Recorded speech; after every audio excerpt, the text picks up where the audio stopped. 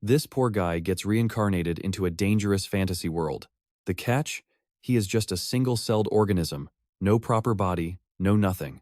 Just a tiny, helpless speck, stuck at rock bottom with a hell mode start. Sounds like a nightmare. But get this, with his insanely broken decomposition skill, he can absorb literally everything around him. Every decomposition skyrockets his stats and awakens overpowered skills. He can even clone himself into countless minions to farm monsters. His shadow clone corpse control is practically on par with the second Hokage. People usually fear monster parasites, but this guy parasitizes the monsters instead. Naruto would be taking notes. Meanwhile, deep in a dark swamp choked with poisonous gas, a bizarre creature slowly wakes up. Amidst buzzing insects and glowing swamp sparks, he looks around in total confusion. Wait, where on earth is this? What kind of reincarnation drops a guy straight into a muddy swamp? Vague memories trickle back. He clearly remembers reading webtoons in bed last night before drifting off. Facing this harsh reality, the creature realizes with absolute shock that he suffered a sudden death and got reincarnated. Despite the panic, he quickly calms down to accept the setup and figure out how to survive. He calls out to test the waters, "Hello, is anyone there? Anybody home?" The only reply is the eerie silence of the deep forest, making him realize that quiet is probably safer anyway. Breathing in the damp, poisonous air, this strange creature feels surprisingly comfortable for some bizarre reason, but the mood instantly drops when he realizes he is currently just a slimy, gooey blob. Right on cue, a system screen pops up to confirm his status, a level 1 slime mold, a weak little creature. Danger alerts blare continuously, health is critically low, self-digestion has begun, please consume nutrients or rest immediately to survive. With his health sitting at a measly 7 out of 30 and dropping fast, he needs to eat immediately or kick the bucket. Desperately scanning the area, our slime mold decides to use his decomposer trait to chew on a rotting log. His gooey body expands, wrapping around the target to absorb it. Even though it tastes like soggy bread, it is still edible. After 15 minutes of hard chewing, a congratulatory notification pops up.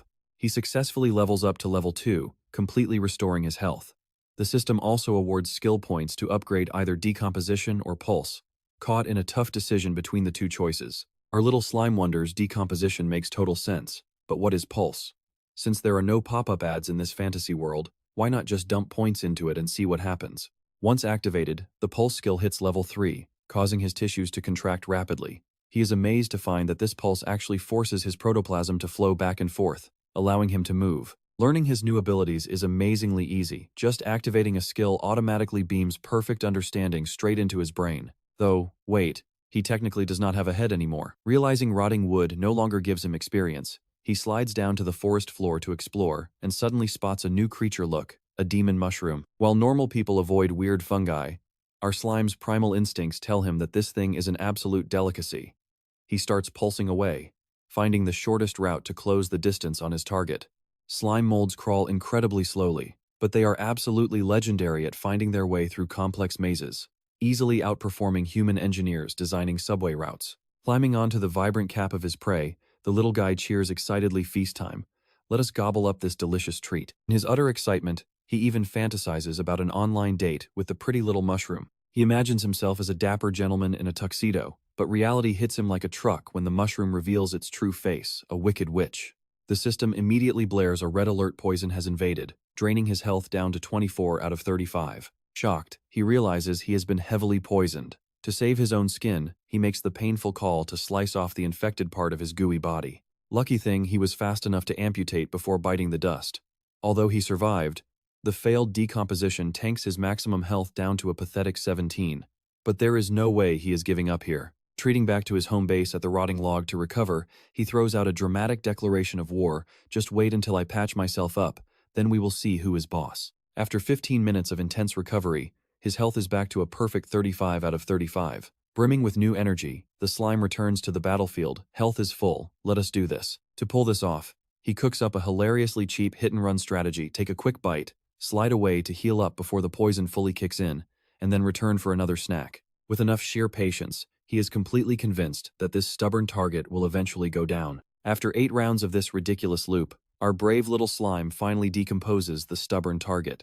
In his hyperactive imagination, the ugly old mushroom witch is dramatically dragged away by the Imperial Guards. The system awards him experience points and a shiny new level 1 poison resistance skill. Nodding in satisfaction, the slime realizes that is why those last few attempts felt way easier for him to endure. Although he is slightly disappointed not to get an instant level up, looking around at the endless supply of fungi in this damp forest, the slime realizes he has stumbled onto a gold mine. Continuing his great sweep, he hunts down every wild mushroom in sight. Starting with a completely harmless, non-toxic grass mushroom, he easily reaches level 3 and scoops up even more juicy upgrade points. Not stopping there, he moves on to devour a deadly deathcap mushroom. Although extremely toxic, it rewards a massive chunk of experience along with a spicy, stimulating kick. Notifications ping as the slime mold hits level 4 and upgrades his poison resistance to level 2. Spotting a whole cluster of fungi ahead, he excitedly declares that they will all become his food. After clearing the area, he officially reaches level 5 with health soaring to 79, but also hits his 24-hour limit for mushroom experience. To avoid any waste, he carefully stacks the leftovers right onto his slimy back. Carrying poison on my back is both a food reserve and a defense mechanism. I am a certified mushroom specialist. He looks just like a walking street vendor, honestly. Our slime proudly compares himself to a boxer crab using sea anemones to ward off predators, confident that his toxic backpack will terrify any enemies. But that confidence gets instantly shattered by a loud, buzzing sound. A swarm of aggressive yellow wasps, each carrying chunks of fresh meat, flies straight toward him.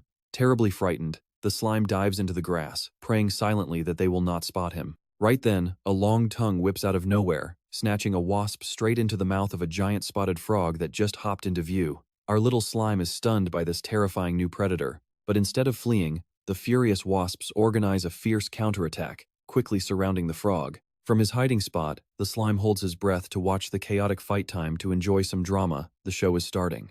The massive frog uses its quick tongue to snap up targets, but the wasps refuse to back down. Despite the massive difference in raw power, their overwhelming numbers allow them to sting and tear at the giant beast. Watching this bloody battle of mutual destruction, the clever slime begins to scheme. If both sides end up fatally wounded, maybe he can swoop in and scavenge the scraps. He knows that decomposing animal corpses will yield far more valuable experience than some dry wood or mushrooms. The fight nears its end as the frog unleashes its trump card, a desperate, all-out strike. Its tongue whips around like a steel lash, sweeping through the air to scoop multiple wasps into its gaping mouth. Crouched low in the undergrowth, the slime intensely watches every movement of the victor as it greedily gulps down its prey. Before the frog can even finish swallowing its meal, a massive shadow looms from high above. A huge snake lunges forward to gulp down the frog, but a giant bird of prey swoops down instantly, clutching both the snake and the poor frog in its sharp talons. In that tense moment of life and death, the giant bird turns its head, glaring straight into the bushes where our little slime is hiding. Facing that murderous gaze, the terrified slime trembles, completely giving up any hope of fighting back. Go ahead and eat me. This starting zone is literally unplayable and I am done struggling. But the giant bird just sneers and turns away, completely ignoring him. It flaps its wings hard, creating a powerful gale that blows the slime mold away and drains 30 health points. Under the cold moonlight, the slime mold trembles as it faces its harsh reality. Looking at the food chain, it bitterly realizes it is at the very bottom, even below insects and tiny wild beasts. It comforts itself in fear, thinking that being at the absolute bottom of society means nobody would even want to eat it. Luckily, despite reaching level 5 with enhanced decomposition and poison resistance skills, its weakling status remains an undeniable reality. The slime mold sighs in pure despair, wondering how it can possibly survive and rise up in the dangerous days ahead. As deep exhaustion takes over, it only wishes this were all a dream, hoping to wake up back in its own cozy room. The next morning, as sunlight filters through the leaves, the slime mold begins its new journey by quietly crawling up a bright red mushroom to search for nutrients. Suddenly, the slime mold gets blasted by a stream of green liquid, dropping its health and making it scream in agony. Ah, it hurts, hurts, hurts, hurts. In this desperate emergency, a new skill called Level 1 Burst is activated, letting it mobilize its cells in one direction to create a massive impact. Who is playing dirty? Come out right now. The culprit is a screaming white snail with a deep red shell, casually spitting out highly corrosive acid to dissolve the mushroom. Seeing this, the slime mold angrily yells, "You smelly, screaming snail. Eating my mushroom without permission is one thing, but spitting on my face and almost completely ruining my looks is absolutely unforgivable." But seeing the enemy has no intention of attacking again, the slime mold softens, figuring the poor thing was just hungry. It decides to be generous. "Forget it, I won't make things hard for you anymore. There are plenty of mushrooms here anyway, so go ahead and eat if you want." Hearing this, the screaming snail looks visibly happy and begins to happily enjoy its delicious meal. Watching this, the slime mold starts having wild delusions of a beautiful friendship straight out of a teenage anime, where former rivals become loyal comrades. It dreams about them leveling up together, eventually becoming a legendary duo of adventurers who will defeat the ultimate demon king. With that thought, the slime mold enthusiastically suggests, "Hey snail, wanna be teammates? All you can eat mushrooms, what do you say?" But instead of a friendly nod to its sincere offer, the screaming snail lunges forward with a brutal bite. It viciously attacks the slime mold's gooey body, making it shriek out in agonizing pain. Losing 12 health points, the slime mold realizes the brutal reality of this new world. Oh my god, it hurts so bad. Monsters here do not care about your feelings, it is purely eat or be eaten. Realizing the enemy is no simple beast, the slime mold does not waste another second and flees frantically, while the screaming snail is distracted by the stolen food. Yet, that smelly creature is not letting it go so easily. It slowly creeps up behind, sending the slime mold into a panic as it chases. Is this smelly snail really not going to let me go? In this do-or-die moment, it spends its last skill point to upgrade its pulse skill to level 4. Determined to run for its life, the slime mold summons all its energy to speed across the rotting log. But reality is often disappointing. Despite running for 3 long minutes, the pursuer stays right on its tail. The slime mold is completely exhausted, its body stretching out from pure fatigue. Oh my god, its speed is absolutely insane. There is just no way to shake it off. Just then, the screaming snail growls as its neck swells up, suddenly blasting a stream of corrosive acid right forward. A direct hit causes immense pain, draining 27 health points and leaving its body smoking from the heavy corrosion. Delirious with pain, the slime mold still tries to analyze the situation, telling itself to focus on survival first. The screaming snail finally shows its true colors as a terrifying predator.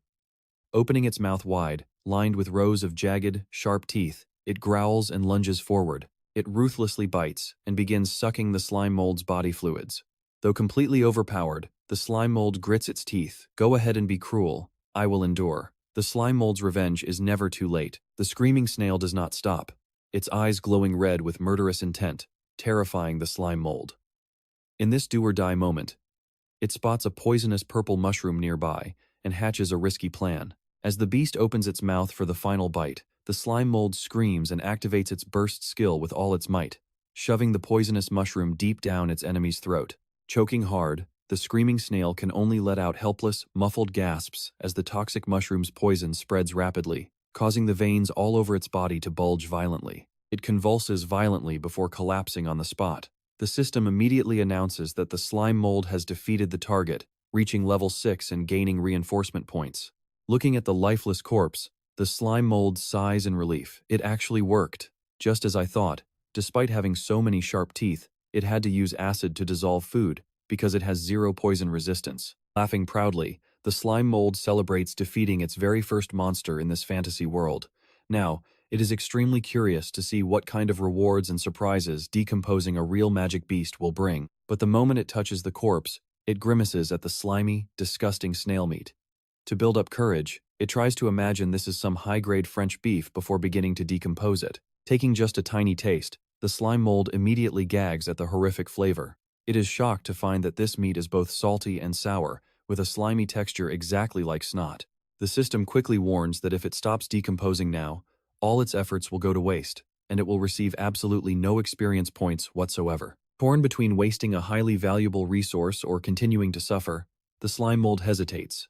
But its strong desire to survive and grow powerful ultimately wins over its disgusted taste buds.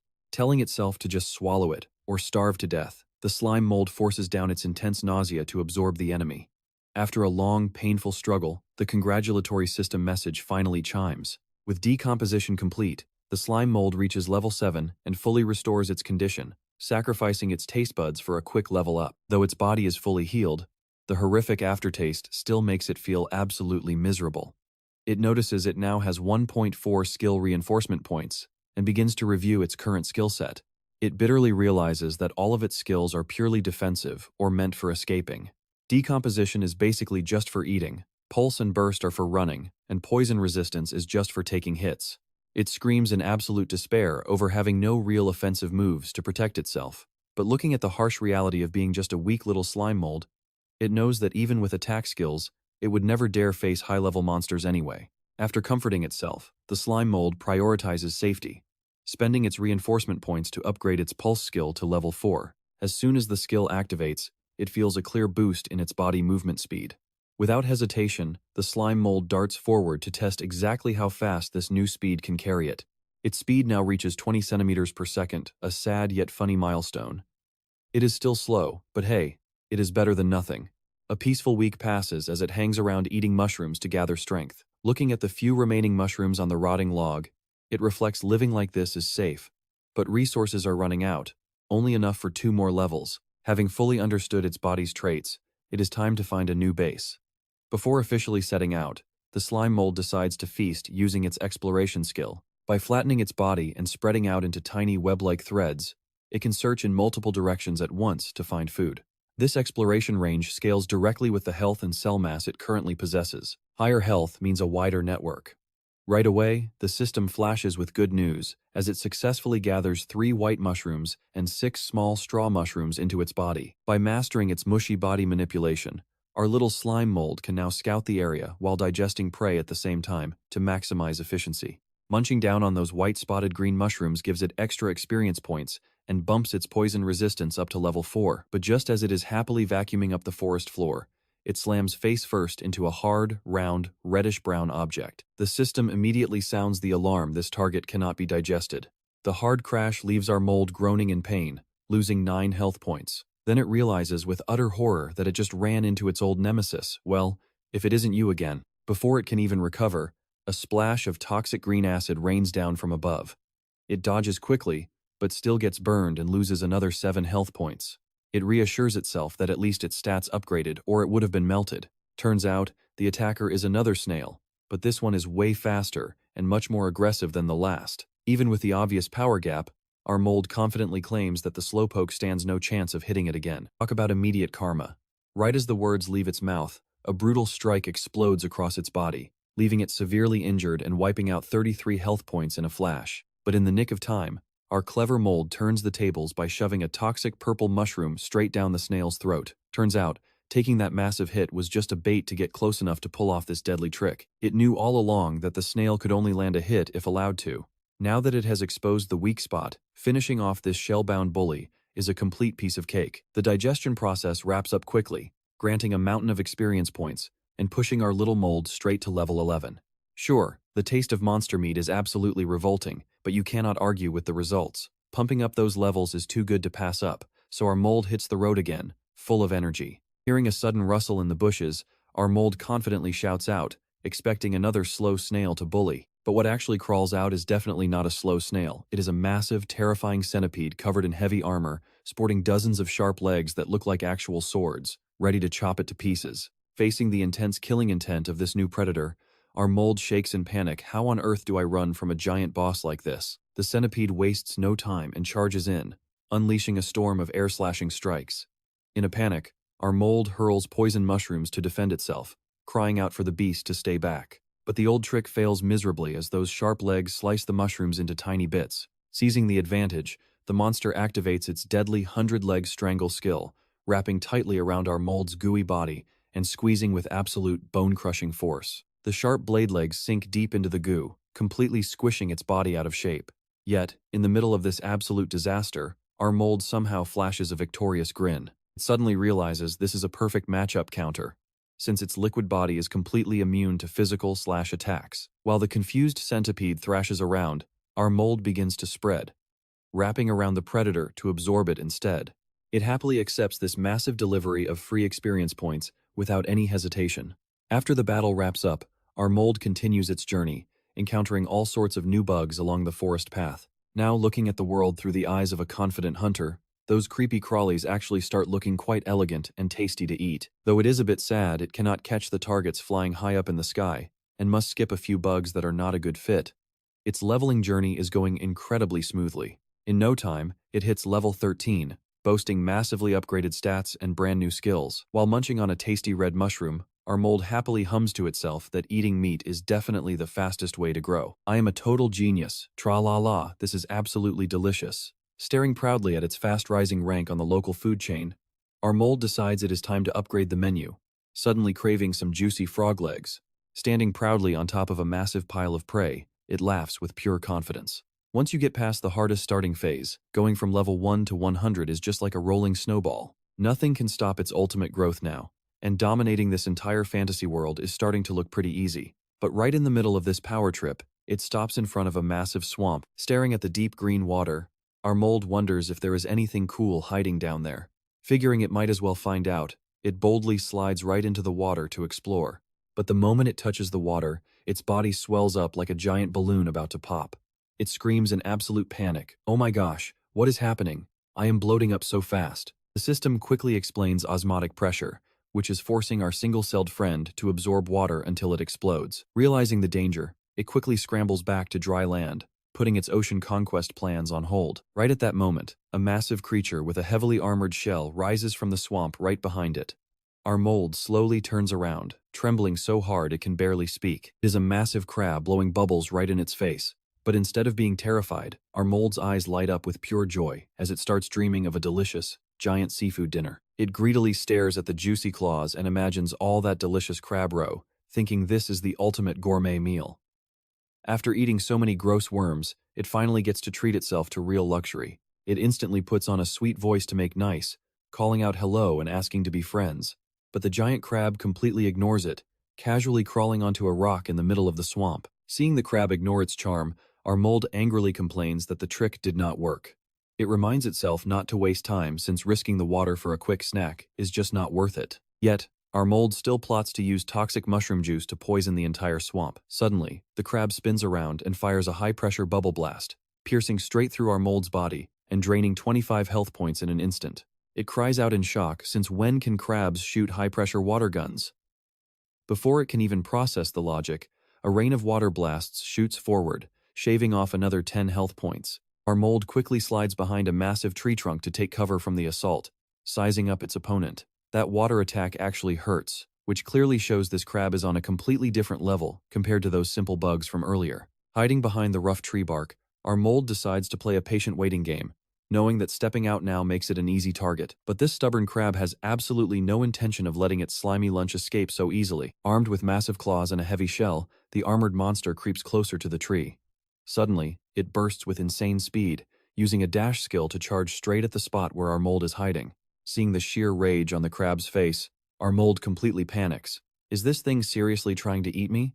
With no ground options left, it quickly scrambles as high up the tree trunk as possible. While climbing, it grumbles about the ironic shift from hunter to prey, but quickly realizes it can use the thick branches as natural shields to block the crab's direct line of sight. But its luck only gets worse when a purple spider with glowing red eyes drops down, hissing a threat. Already busy dealing with the armored monster on the ground, our mold snaps at the bug. "You scared me. But you are just a stupid spider. Get lost. I do not have time for this." But the spider refuses to move, continuously mocking it, which really pushes our mold over the edge as it warns the bug not to push its luck with a master hunter. In response to the warning, the spider instantly activates its leg/skill, swinging its razor-sharp legs to deliver a devastating, wind-cutting blow straight into our mold's gooey body. The direct hit drains 30 health points, leaving our mold completely stunned. It panics, wondering why its immunity to sharp physical weapons failed. Is this a game bug? Someone report this to the developer immediately. The level 16 spider monster uses its level 8 swordsmanship to chew on our mold ruthlessly. But right in the nick of time, a massive jet of water shoots up from below the giant crab's bubble water gun, striking both of them. Our poor mold is now trapped in a nightmare, pincered between a spider and a crab, as its health drops by another 17 points. It bitterly complains about this horrible streak of bad luck. Cornered and helpless on the tree branch, our mold can only watch in despair as the giant crab below continues to rain down water blasts with no signs of stopping. Fortunately, that water gun blast only grazes our little slime and hits the spider dead on. Talk about wrong place, wrong time. The poor spider instantly gets one of its legs snapped off. Now the spider is absolutely furious and immediately retaliates by shooting out massive sticky webs. The white threads fly at lightning speed, tightly wrapping around the crab's hard shell and pinning this underwater predator flat to the dirt. Giving the crab no time to breathe, the spider pounces with a devastating leg slash. But the crab reacts instantly, popping its protective shell shield to block the razor-sharp strike. The battle gets ridiculously intense as the giant crab starts snapping its massive claws in a rapid-fire frenzy. However, the spider plays it way smarter, using its web manipulation technique to completely lock down the crab's heavy weapons. Watching them tear each other apart, our slime gleefully tells himself to just sit back and enjoy the show. Meanwhile, the crab is clearly losing ground, foaming at the mouth in pure agony. The crab still desperately tries to swing its claw for one last hit.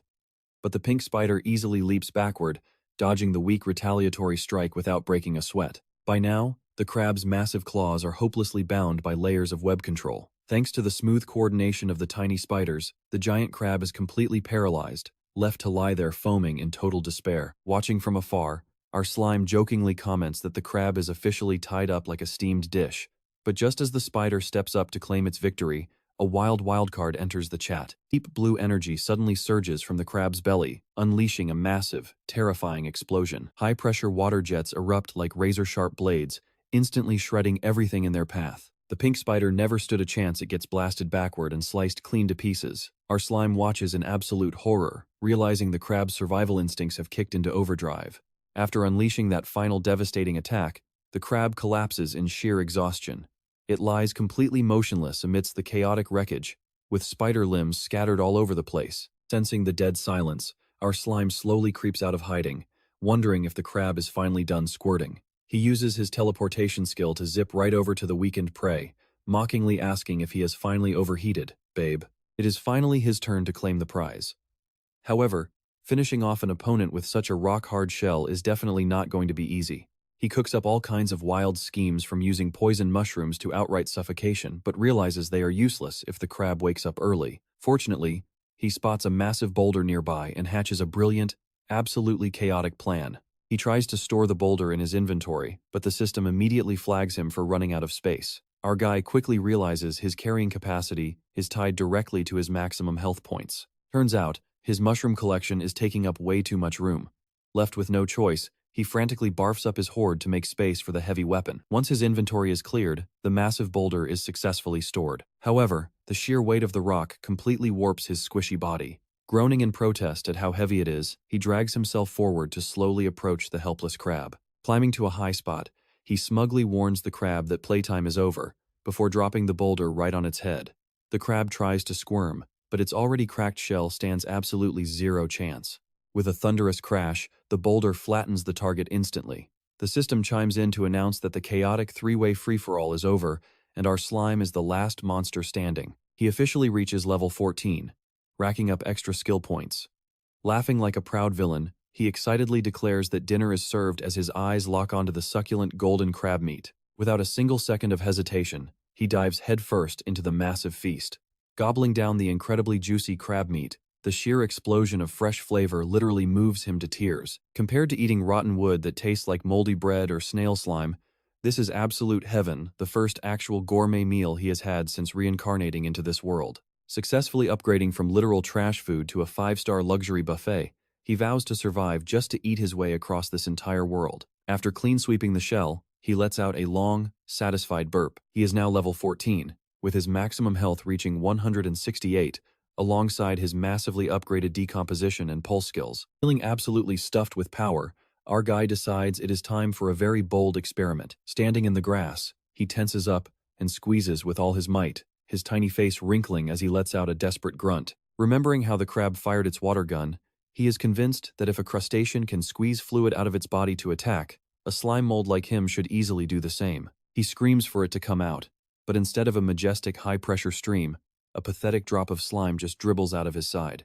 Our poor guy complains that it is shooting from the wrong end. Yellow fluids keep randomly spraying in all directions, with absolutely zero power behind them. Completely exhausted, he collapses right in the middle of the sticky mess he just sprayed everywhere. He feels far too squishy to aim properly and cannot figure out what is wrong. Desperate, he decides to activate his level 1 burst skill, and a massive jet of liquid suddenly shoots out, blasting the crab's carcass dead on. The system chimes in to announce that his burst skill has evolved into cellular spray, letting him utilize his own cells to generate powerful shockwaves. He is absolutely thrilled to find out there is zero cooldown, letting him spam his new attack endlessly. He fires rapid-fire yellow lasers into the air, instantly leveling the skill up to level 2. However, the catch is that his health drops with every single shot.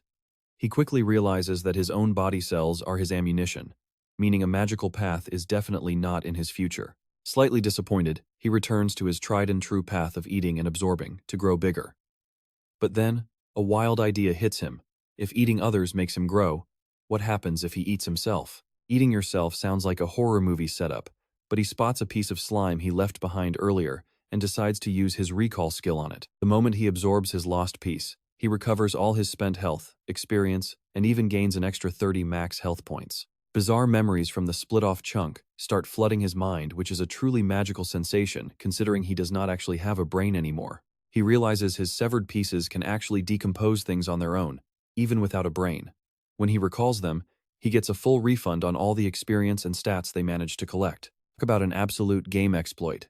He hatches a plan to split himself into multiple clones to farm resources simultaneously, essentially turning into a creature with a dozen hungry mouths. If this works, his leveling speed is going to skyrocket.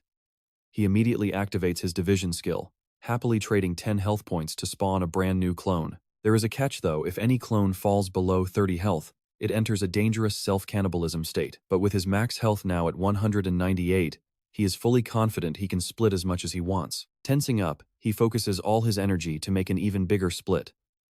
After sacrificing another 30 health, a massive blob shoots out, forming a perfectly healthy clone right next to him. Seeing his clone move exactly on command, he proudly imagines himself wearing a cool ninja headband and cheers.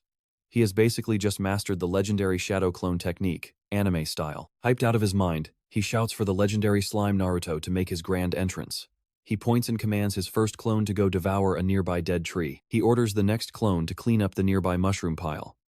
The clones quickly spread out, vacuuming up every single resource in sight like absolute professionals. By now, our slime is officially level 14 with a fully upgraded arsenal, boasting level 6 decomposition, level 8 pulse, and level 2 cellular spray. He is ready to turn this forest into his personal leveling farm.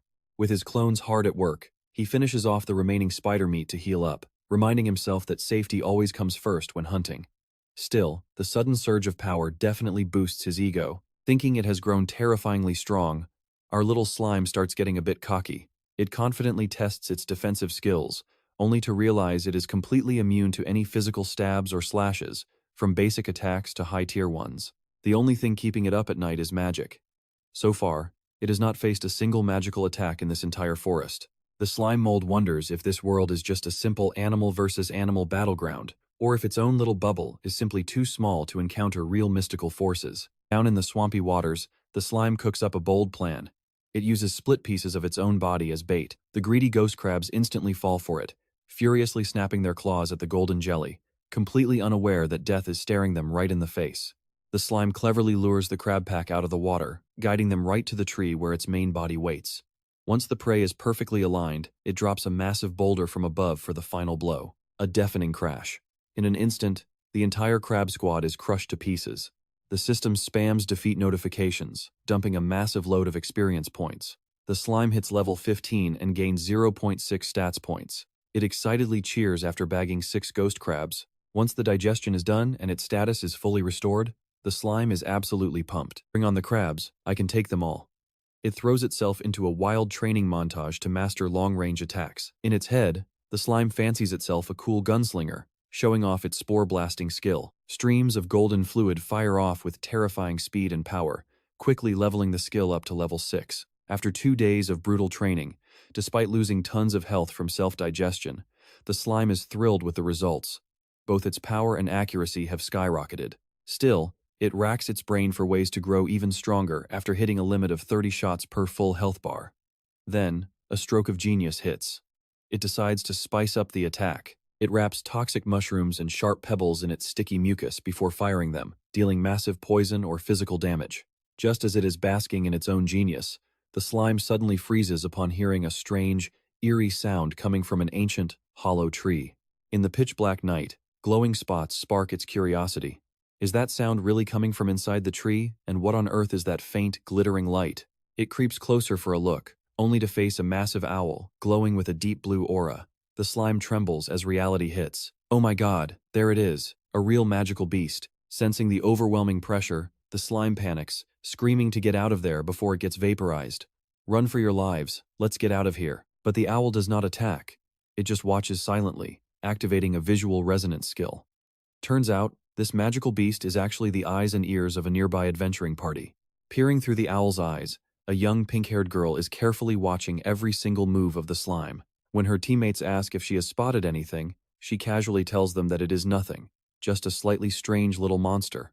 Meanwhile, the adventurers push deeper into the forest, looking suspicious. Their leading mage mutters, "This is weird. We haven't seen a single high-level beast along the way." Desperately searching for an exit, they urge their beastly mount Sniff carefully. "Little Ironback, you need to lead us back home." Things are definitely not looking good, especially since their communication spell with the guildmaster is completely dead. Hiding behind a nearby tree, the slime shivers. It has been spotted. Oh crap, that gaze pierced right through my soul, no time to waste. It bolts instantly, knowing this is a fight it absolutely cannot win. But running away leads it straight to a wide river. How on earth is it going to cross this safely? Desperation breeds genius, so it decides to put some real physics and the law of momentum to work. Activating its spore-blasting skill, the slime launches itself forward with everything it has, flying right over the water like an arrow. A painful crash landing cost it 80 health points, but hey, it made it. Exhausted, it drags itself deeper into the trees, panting heavily.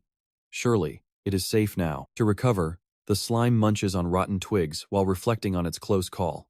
That nearly scared the life out of me. Time to eat up. It might be strong for its level, but facing a higher-tier opponent is a one-way ticket to getting easily crushed. But then, a massive shadow with glowing red eyes looms right behind it. It radiates pure bloodlust.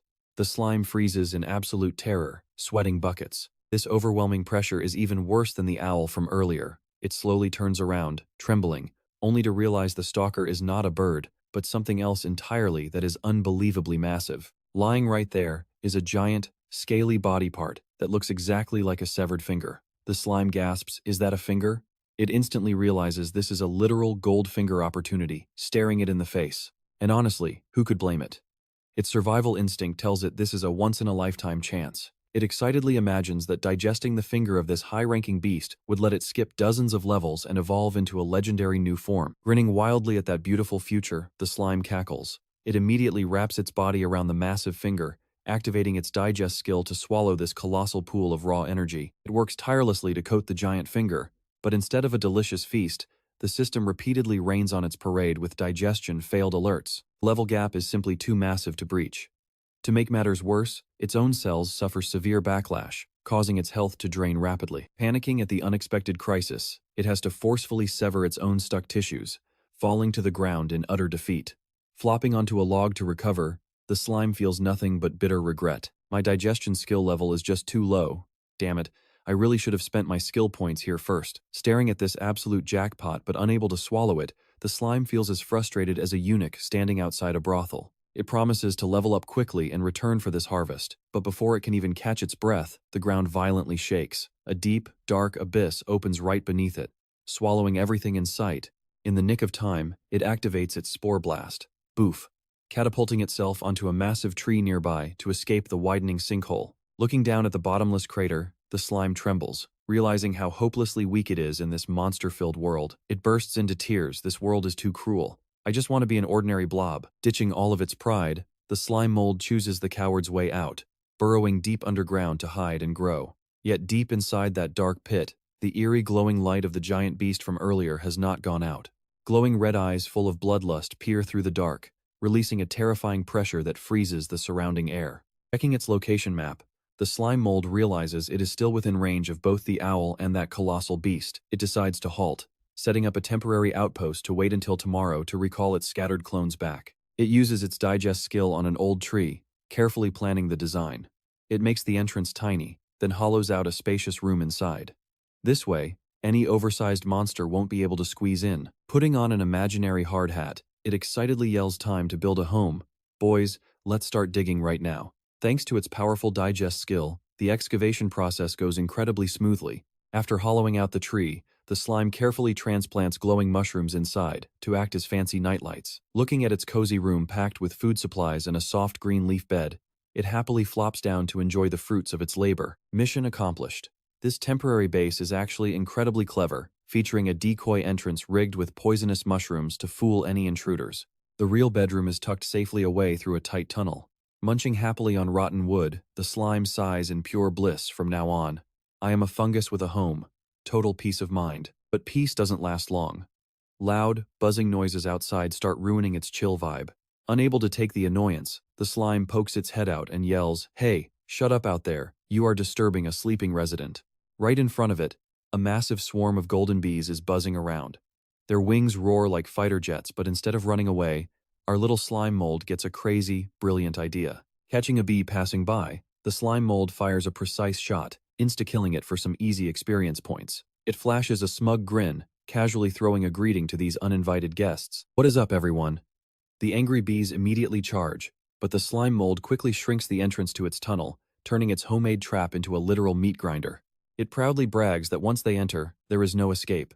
The foolish bees dive headfirst right into the trap and get absolutely smothered in goo as system notifications start raining down. After cleaning up the vanguard, the slime mold casually dumps out their dried-up corpses.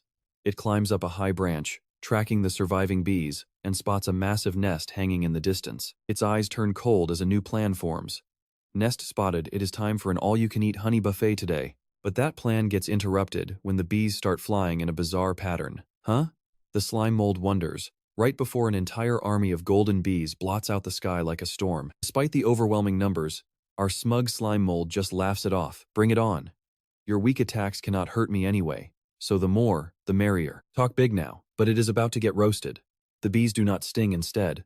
They surround the slime mold in a ball, rapidly flapping their wings to generate intense heat. Emergency warnings immediately pop up. The extreme heat starts destroying its cells. Watching its health bar plummet, the slime mold panics as it realizes it is literally being cooked alive. Wait, they can actually do that? In this do-or-die moment, it triggers its spore-firing skill, blasting a volley of golden liquid to rip right through their formation. But these enemies are built different.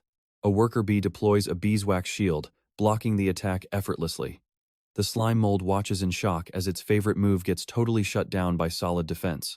It realizes the nest guards are way stronger than the scouts. Suddenly, a giant bee draws a symbol in the air, casting a swarm summon spell. A massive magic circle glows, summoning a whole army of shielded bee warriors. The sheer size of this force leaves our slime mold completely speechless. It turns out these guys have evolved to use magic, bringing in both heavy bee soldiers and bee mages. Staring down their murderous glares, the slime mold wastes no time, firing another rapid volley. The golden fluid pierces their line and drops several bees instantly, but there are just too many of them. The slime mold gets anxious as each shot drains its health bar. Luckily, since it is clinging to a massive tree, it uses its absorption skill to decompose the rotting wood, steadily healing itself back up. However, the bees keep using those beeswax shields to block every single strike, leaving the slime mold completely annoyed by the constant deflections.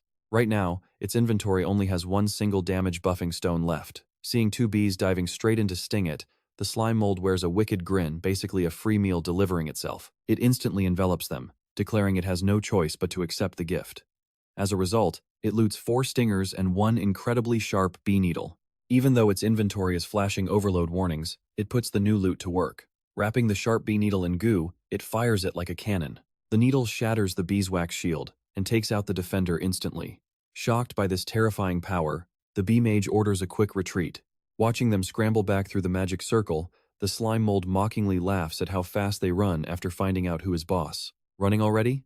Our smug slime mold watches them fade into the air. Honestly, seeing the swarm does not scare it at all. It actually makes its mouth water, dying for a taste. But it completely miscalculated their strength.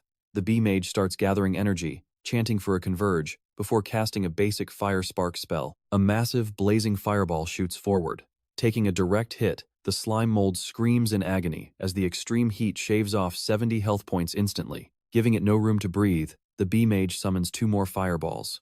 Clinging tightly to the tree, the shivering slime mold desperately tries to heal while facing a harsh reality. Fire magic is its ultimate counter, especially with their ranged attacks. Realizing the odds are heavily stacked against it, the slime mold decides to make a run for it. While escaping, it still tries to fight back by firing golden liquid like rain at the swarm. But these bees work together like a well-oiled machine. 2 guard bees jump to the front, combining forces to activate a double beeswax shield. A tough hexagonal barrier pops up, completely neutralizing the slime mold's counterattack. Frustrated, our guy wonders if this boss is literally hacking the game. Can you blame him? While it struggles to find an exit, the bee mage raises its staff once again. Drawing a new magic circle, it coldly summons even more reinforcements. Angry bees swarm the area, buzzing furiously as they try to corner our little friend. Among them, self-detonating kamikaze bees trigger chain explosions right on the tree trunk, blowing the slime mold away in a massive cloud of smoke and debris. Landing on another branch, the slime mold immediately feels a violent shake. The bee mage watches coldly from above as worker bees rapidly saw through the wood, sending our slime mold into a terrifying freefall. Floating inside a glowing magic circle, the bee mage gathers all its energy and chance to concentrate the power. A massive fireball forms, radiating intense heat that makes the entire forest sizzle. Swung with its staff, the giant fire spell launches directly at its target. The fiery blast swallows both the slime mold and the nearby worker bees, detonating upon hitting the ground. The shockwave blows everything away, even terrifying a tiny frog down in the swamp. As the thick smoke clears, the confused bees look around everywhere, but find absolutely no trace of their enemy. Breaking into a sweat, the bee mage senses something is wrong. Suddenly, the slime mold slips out from behind a giant tree trunk, launching a devastating sneak attack that catches them completely off guard. Grinning wickedly, it swallows up the remaining worker bees. It is too late. Their main force is outside, and these few guards cannot stop a flawless body double escape tactic. Turns out, the slime mold had been secretly spreading its cells straight through the core of the ancient tree. This carved a hidden shortcut straight into the hive. The decoy escape plan worked perfectly. It willingly sacrificed 150 health points to leave a fake clone behind. While the clueless bees wasted all their fire magic destroying the fake clone, the real body traveled through the tunnel to slip deep inside the nest. Reaching the target, the slime mold activates its scanning skill, stretching out gooey threads to search every single corner of the hive. Its search network blankets the entire nest, passing by chambers full of larvae. It shakes its head at the baby eggs, searching for something better, before finding a golden pool of sweet honey, the motherlode of honey. But with a far bigger prize ahead, it holds back its appetite, promising to return later as it crawls deeper into the dark chambers. Bursting out of the rubble, the slime mushroom squeals in pure excitement. "Hello, Queen. I am here for a house visit." Sitting right in front of him is a massive queen bee, a chubby golden monarch busy stuffing her face with food. Right on cue, red-eyed bee soldiers armed to the teeth swarm in, completely surrounding our terrifying little slime intruder. Wasting no time, our slime dives straight in, using his sticky veins to wrap tightly around the queen's massive body. He then barks a loud warning at the soldiers, pointing their spears at him. "Do not make a single move. Your queen is in my hands." The queen bee shrieks in agony, throwing her entire hive army into a wild, furious panic over this insanely bold hostage situation. Realizing these bugs have no intention of backing down as they swarm closer, our slime coldly declares that negotiations are officially over. With those words, he ruthlessly executes the queen right in front of her helpless workers. Horrified by the brutal sight, the worker bees buzz in absolute shock. With their leader dead, the entire hive descends into utter chaos, and the disoriented soldiers begin dropping like flies. Standing over the corpse of his fallen foe, our slime shrinks back to his cute size and calmly analyzes. The queen bee is basically the mothership destroy her, and the whole fleet falls apart. Watching the poison twitching through the dying swarm on the ground, he sighs. He actually wanted to talk things out. But it turns out these low-level monsters only act on raw instinct, despite their social structure. Under the dim moonlight, the system screen flashes repeatedly, congratulating our slime for reaching level 21 after wiping out the entire nest. Thanks to the massive feast, his health temporarily breaks his limits, reaching 918 points. Along with his weak plant title, his pulse skill has hit max level, while decomposition climbs to level 7. Intrigued, he checks out a new skill called Central Command, but when he tries to invest points, the system throws an error because he has 0 underlings to actually order around. While it is a bummer that his decomposition skill only levels up through real-world mastery, his inventory has expanded massively. It is now packed with premium honey jars capable of instantly restoring 400 health points. Looking at the golden corpses piled around his feet, he suddenly gets hit by a wave of existential guilt. Wait, am I the bad guy here? He thinks back to his brutal survival journey, from digesting his first snail to spiders, crabs, and now an entire tribe of bees. Every level gained was paid for with the lives of others. In his hyperactive imagination, a little crab is sitting all alone, sadly waiting for his dad to come home. Why is dad still not home? He promised we would play games tonight. What a big liar. In the little guy's memory, his father was a model crab, always busy working hard and serving clients to support his family. The mother crab gently comforts him, explaining that his father is working hard for them. But as the clock strikes midnight with no sign of him, she grows worried and takes her son out to search. It is so late, and he has not even called. Did he get drunk on the way? Come on, let's go find your father. The two walk hand in hand, humming a soft tune so they do not wake the neighbors, until they spot a familiar silhouette stumbling down the road. The little crab squeals in delight. It is Dad. He excitedly dashes forward, shouting that home is this way, and he is going the wrong direction. The mother smiles and tells her son to help his father, assuming he just had one drink too many. But as the shadow slowly turns around, a slimy, neon green monster with glowing red eyes appears, uttering cold, bitter words. "Hey kid, your dad just went into my stew, and he tasted absolutely delicious." The little crab's blood-curdling scream tears through the quiet night as our slime realizes the cruel reality of the happy family he destroyed. Our slime shrieks in absolute horror. "Oh no, I've become the villain." He lets out a heavy sigh, trying to shake the silly thoughts from his head. "I am still a human at heart, just a slightly different species now." He quickly reminds himself that in this dog-eat-dog world, if you are not the hunter, you are the prey. That is the absolute law of nature. To survive, hunting and decomposing are his only options. He tells himself that basic resources dictate consciousness, so he needs to secure his own survival first before feeling guilty. He decides to recall the split clones he sent out early this morning to see if any pleasant surprises are waiting for him. While slipping through the dense leaves, our slime suddenly freezes at the sight of a flickering campfire. Curious, he creeps closer to investigate. Could those be humans? Let this fungus have a look. Hiding behind a thick bush, he confirms his suspicion in utter shock. They really are humans, a group of adventurers resting around the warm campfire. One of the men comments on the girl resting nearby, noting how bold she is to sleep right on a boar's back. That girl is Nia Rose, a C-rank adventurer from the 100 Knowledge Guild. She casually replies that when relaxed, her boar's fur is actually quite soft. She thanks him for the hard work, adding that tomorrow they will need him to lead them out of the forest. Sitting nearby, their group leader Hector, a B-rank adventurer with a worried face, speaks in a heavy tone. He admits he wanted to find their missing guildmaster, but now they have ended up getting completely lost themselves. As the leader, he blames himself. Seeing his guilt, a B-rank mage holding a spellbook tries to comfort him. He explains that their magical communications were cut. There were no high-level monsters, and this entire forest turned into a maze. No one could have predicted these bizarre anomalies, so leader Hector really should not blame himself anymore. She adds that even if they have not found the guildmaster, there is no need to worry. As one of the top 3 strongest warriors on the continent, he can manage, and they just need to report back to the church. However, Khan points out that while the guildmaster's power is absolute, he has been completely out of contact for 2 whole years. Rumors are spreading that their guild is under suspicion by the church, and the master's disappearance might tie to a secret mission from the Pope. 10 years ago, their leader Ghost founded the guild to unite everyone regardless of class. Resources were shared equally, but their explosive growth quickly triggered deep jealousy within the church. Hector recalls that 2 years ago, Ghost entered this swamp forest and vanished without a trace. Without his protection, their guild crumbled under church pressure, pushing Hector to organize this search party to repay a life-saving debt. He sincerely thanks Nia and Khan for being the only ones who answered his call. Nia sighs, admitting that if Ghost had not founded their guild, an outcast with an unconventional class like her could never have become an adventurer. Khan lounges lazily by the fire, clutching his spellbook as he casually teases her. He tells her that since she can control mid-tier monsters, other top guilds would fight to recruit her. This sensitive comment makes Nia snap immediately, telling Khan to shut his mouth and go to sleep. Seeing his partner explode, Khan quickly backs down and apologizes. Watching from the bushes, our slime listens closely to their drama, yawning at the boring talk of guilds and churches. Realizing this is crucial intel about the human world, he decides to take a risk and stretch a piece of his body forward to act as a listening device. Activating his morphing skill, he stretches his gooey body to creep closer to the camp.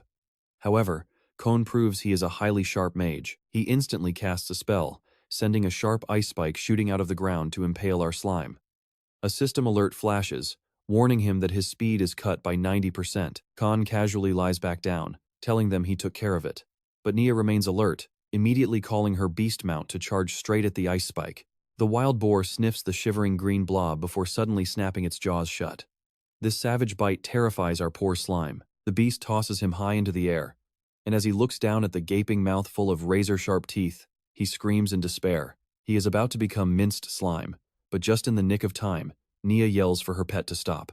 Nia stops her pet Jiangbei. "Don't eat it. It's just a tiny harmless monster passing by. Put it down." Obeying its master, the beast reluctantly spits the slime mold back onto the ground. Nia gently scoops him up, gazing with warm affection. She softly asks if they have met somewhere before, because he feels so familiar. She wonders if the little monster wants to sign a contract with her. Such pure tenderness makes our little slime mold want to cry tears of joy, He screams internally with absolute excitement. She is a total angel, and he has finally found his destined companion in this fantasy world.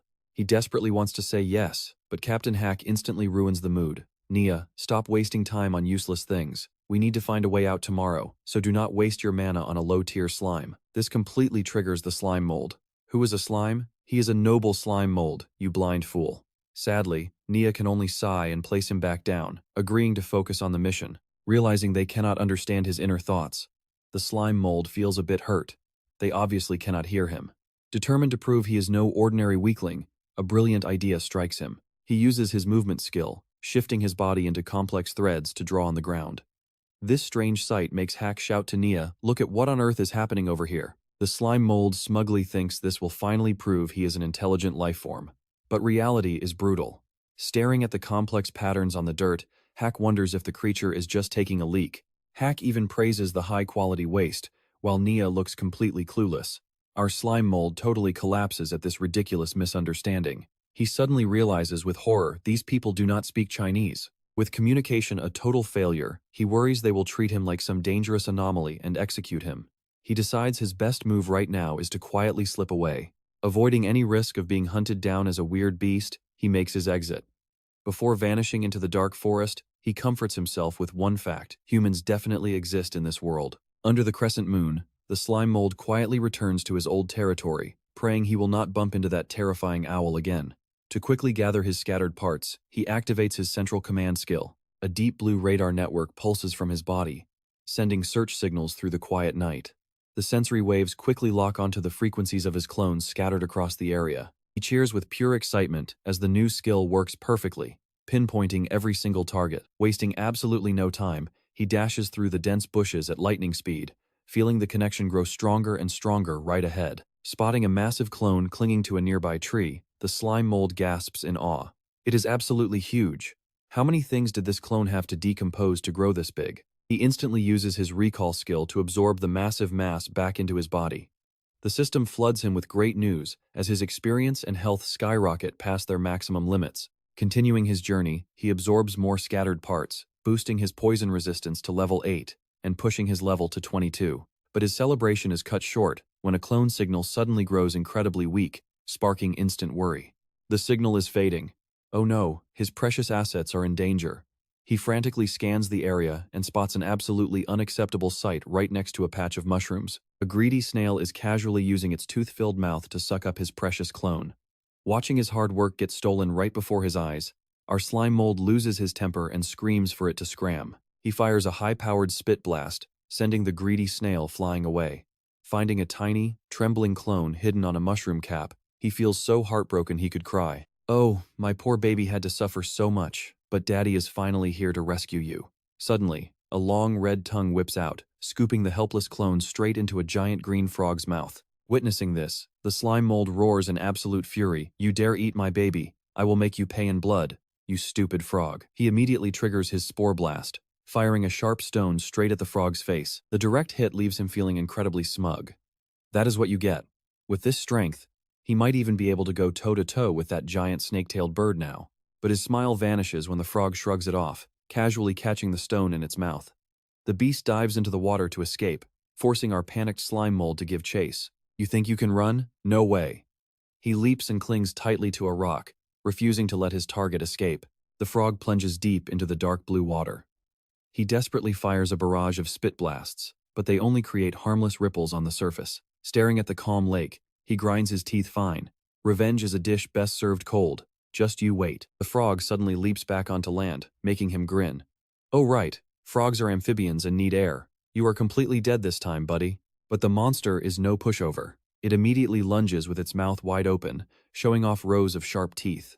The slime mold swiftly jumps high in a smooth dodge, making the frog snap at empty air. He counters with another spore blast, sending a sharp stone directly into the frog's eye. Severely wounded and howling in pain, the frog cannot even close its mouth while the slime stretches to grip a massive tree for balance. He quickly realizes this sly frog was just trying to lure him into deep water. No way that is happening. Reflecting on his fierce battle with the beehive, the slime mold knows that out here, the line between hunter and prey is paper thin. He must stay humble. Despite losing an eye, The crazed frog lets out a screech and charges right at him. He prepares to fire again but panics as he realizes he has run completely out of stones. Left with no choice in this desperate moment, he decides to just wing it and unleashes a massive wave of sticky yellow slime. The frog gets completely coated in gooey slime but still snaps its jaw, desperately trying to swallow him whole.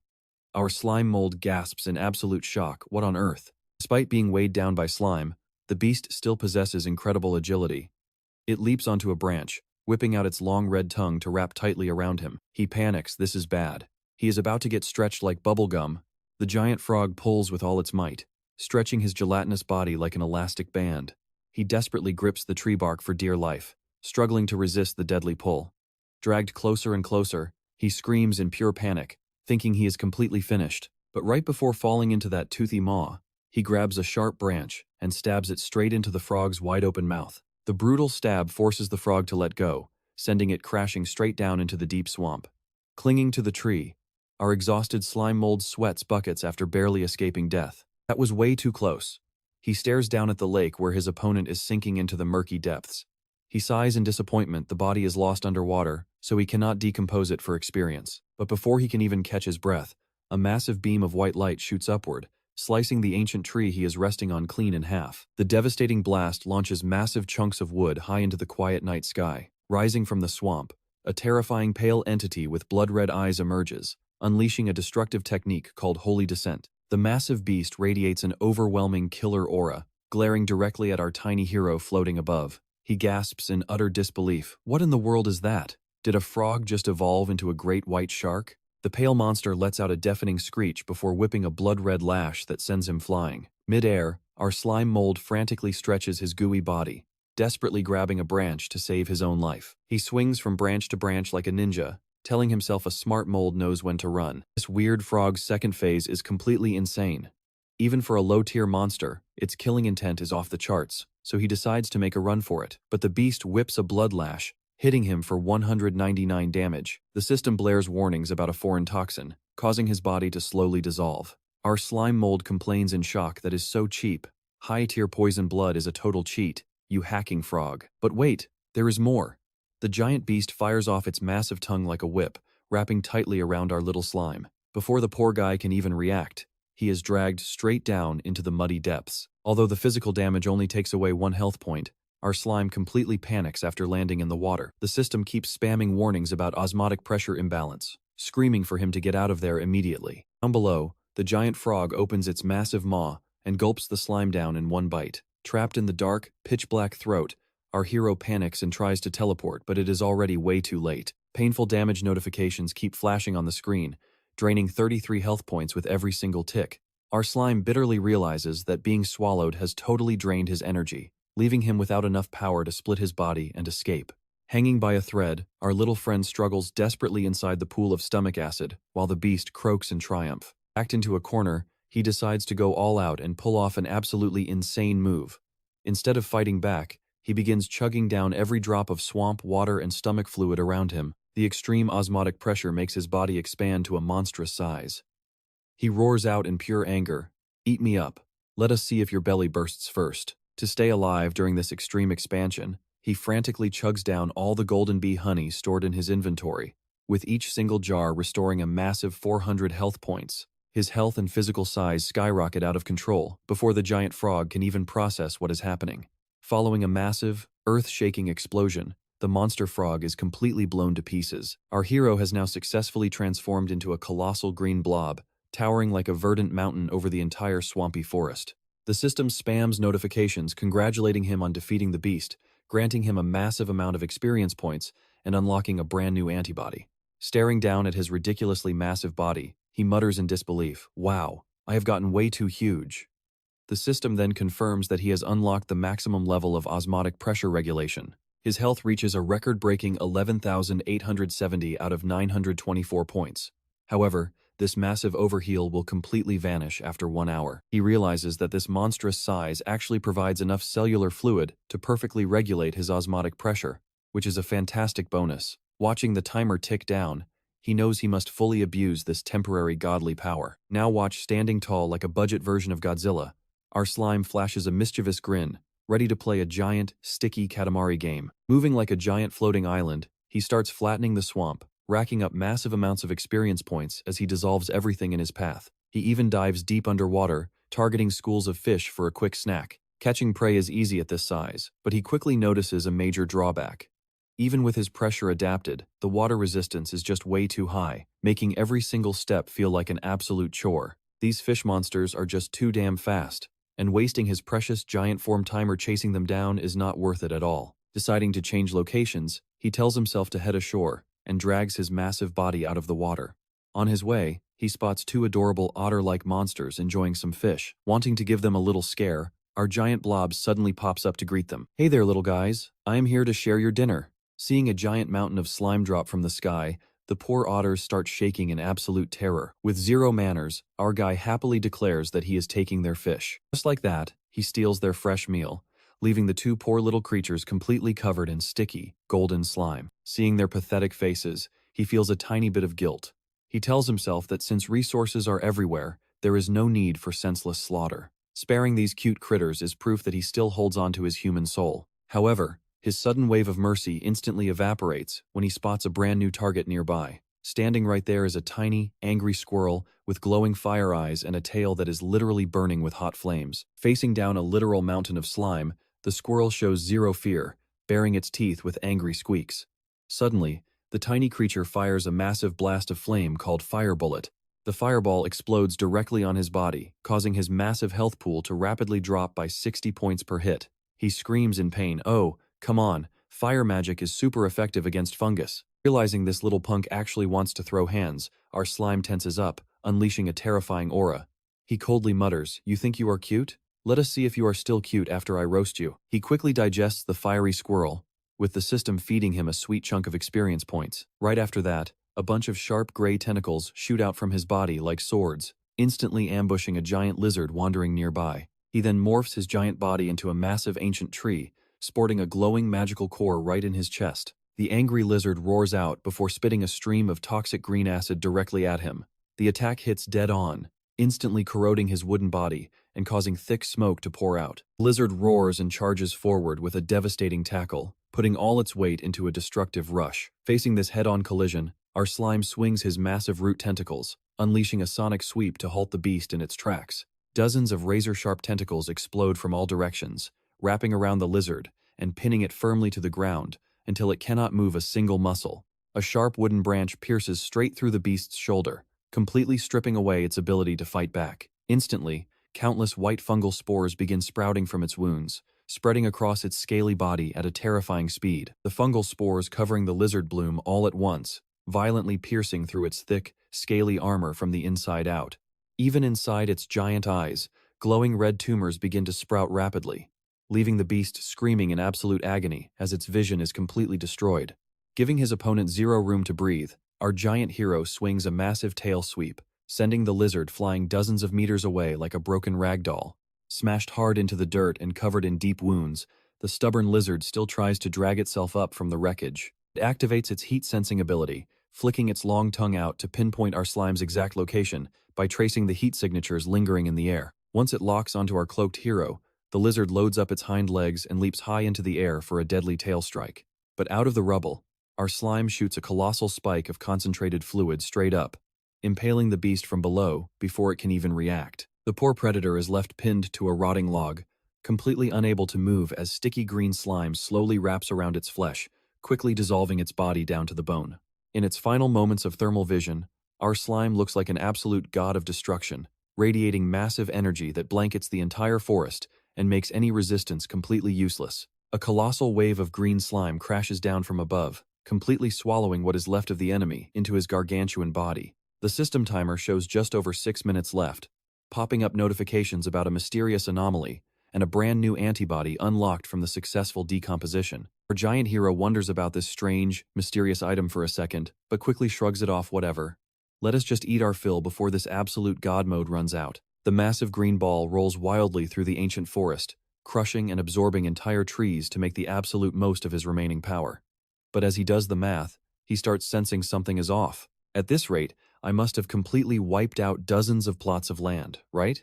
He looks around in absolute shock, realizing the forest is still incredibly thick as if nothing had ever happened. Why is this forest still so incredibly dense? Wait, the ground itself is shifting. Right at that moment, a massive black pillar pierces the night sky, surrounded by complex magical circles glowing under the moonlight. A blinding flash of light shoots past, leaving our slime completely stunned as he watches a massive magical array trigger a colossal explosion high in the sky. He mutters in confusion, "Wait, am I seeing things?" Right then, the system drops a final hint about cleaning up the excess blood. As the timer runs out, the slime mold's massive, majestic body begins to deflate, releasing massive plumes of thick white smoke all around. In the blink of an eye, the giant jelly mass vanishes, leaving behind our tiny, golden, one-eyed slime mold. It looks at itself and lets out a heavy sigh. Time is over, and it is back to being a pathetic little dough ball. A summary screen pops up, making the slime gasp in shock. Wow, the final tally is in. Thanks to this madness, this little fungus has managed to reach level 49. Along with its new level, it unlocks a weak Lord Creature achievement, and its health points skyrocket to 2891. The slime smugly wonders what a weak lord actually is, hoping it means it is officially the king of the kindergarten. However, the system quickly issues a warning. Its nutritional intake is overloaded, blocking any experience gains for the next hour, while demanding it clean out its inventory, which is absolutely packed with junk. Staring at the chaotic mess inside itself, the slime feels disgusted. Yeah, better clean up this storage space first. Even though it expanded, there is so much trash it makes the little guy want to puke. It begins to violently retch, throwing up a massive pile of bones, rotten wood, and useless debris. After a messy struggle, it exhales in relief. Woo. Spitting all of that out makes the entire body feel so much lighter. While wondering what to do since it cannot earn any experience right now, a brand new notification pops up, hinting that reaching level 60 will unlock a class change or evolution option. Its single eye lights up with hope. Class change or evolution. This is exactly how monsters in other worlds get ridiculously overpowered. It begins to daydream about a complete transformation, like some magical beast becoming human. An image of a legendary slime demon warrior pops into its head, sending its excitement through the roof. With a form like this, it could learn actual magic and rule this entire world, laughing proudly before it even evolves. Right in the middle of its delusions of grandeur, a series of sharp, loud buzzing noises echo directly overhead. Looking up, the slime spots several dark shadows darting swiftly through the ancient treetops. Squinting, it recognizes them as those magical golden wasps from before. Not wanting to miss a perfect chance to gather intel on the enemy, the slime decides to investigate, immediately launching itself after the swarm through the dark forest. Eventually, it stumbles upon a massive nesting ground packed with countless giant beehives, surrounded by a thick, buzzing army of golden wasps. The sheer scale of this nesting zone leaves the little slime absolutely speechless. Oh, look at these hives everywhere. The size is insane. This must be a collective evolution of the wasp swarm. Suddenly, a pair of massive legs stomps down, crushing several nests on the ground into pure dust. The wasps swarm out screaming in rage, but the massive beast does not care at all. It casually opens its maw, swallowing the delicious larva, grunting in pure satisfaction as it enjoys its free larva buffet. Watching from a safe distance, the slime is shocked to recognize a familiar face. Remember this bizarre giant bird we saw earlier? Though, its colors look a bit different now. The slime has not forgotten the absolute terror of their last encounter, which nearly crushed its will to live, feeling lucky it was ignored back then. The monster reveals itself as a colossal bird with a living venomous snake for a tail. The wasps charge in a frenzied attack, but it does absolutely nothing. In a desperate move, they use sheer numbers to swarm the beast, forming a massive, writhing ball. With a violent shake, the monster easily flings them all away. Instantly, a squad of golden wasp mages coordinate to activate a glowing, brilliant magic circle all at once. The monster tilts its head, confused by the strange phenomenon. A second later, a devastating rain of blazing fireballs rains down from above, triggering a series of massive explosions that shake the entire forest. Hiding behind a rock, the slime watches in awe. Did the wasps just go dark mode? Talk about an insane power boost. The giant bird is completely enveloped in flames, glowing bright red as thick white smoke rises. But instead of burning to ash, its eyes flash with killer intent as it begins absorbing the intense heat from the flames. The swarm watches in absolute horror as the monster stands tall, its body now glowing a fierce crimson red. It flexes its body, unleashing a massive shockwave that demolishes nearby hives. Utilizing its heat-sensing abilities, the beast effortlessly tracks down its targets through the dense, blinding smoke. Its snakehead lunges forward, delivering brutal bites that crush the wasps before they can even scream. Dead wasps rain down like autumn leaves. Watching closely, The slime begins to figure out the enemy strategy, so absorbing fire is what turns its body red, and it knows that wiping out the protectors lets it eat the whole hive. Not stupid at all. Oh look, so many free ingredients lying around, time to harvest. Out of nowhere, the adventurers arrive, tracking the intense magical residue. Kun mutters skeptically, wondering if they followed the blast just to find an intermediate-tier magic beast. Nia immediately identifies it as a Taru, prompting Captain Hack to warn them strictly not to let their guard down, since looking at its size, this thing is already at the Lord tier. It is those humans from before. Are they seriously planning to hunt this crazy bird?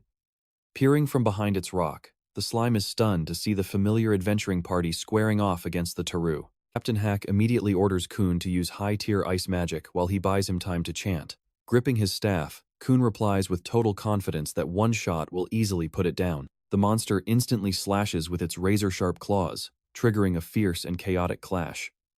Hack is shocked to realize the opponent's power has leaped to an entirely new level. This beast is incredibly strong, probably because it gorged on food after the high-tier monsters disappeared and evolved.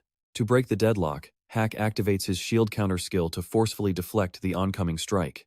The monster gets pushed back, but its snake tail head instantly whips forward with a mouth dripping venom, trying to swallow the captain. Luckily, Nia quickly commands her armored mount to ram right into the massive beast, throwing it completely off balance. Hack narrowly escapes death, cold sweat pouring down his face in absolute terror. Meanwhile, the enraged Taru thrashes its snake tail, preparing for another devastating assault. Its body glows brightly before suddenly unleashing an earth-shattering wave of fire, the high-tier spell, Pseudo-Dragon Breath. The false dragon breath burns with such extreme heat that it seems to set the entire night sky ablaze. Seeing the massive flames coming, Kun yells in terror that this is a high-level spell, slamming his staff down to focus on defense first.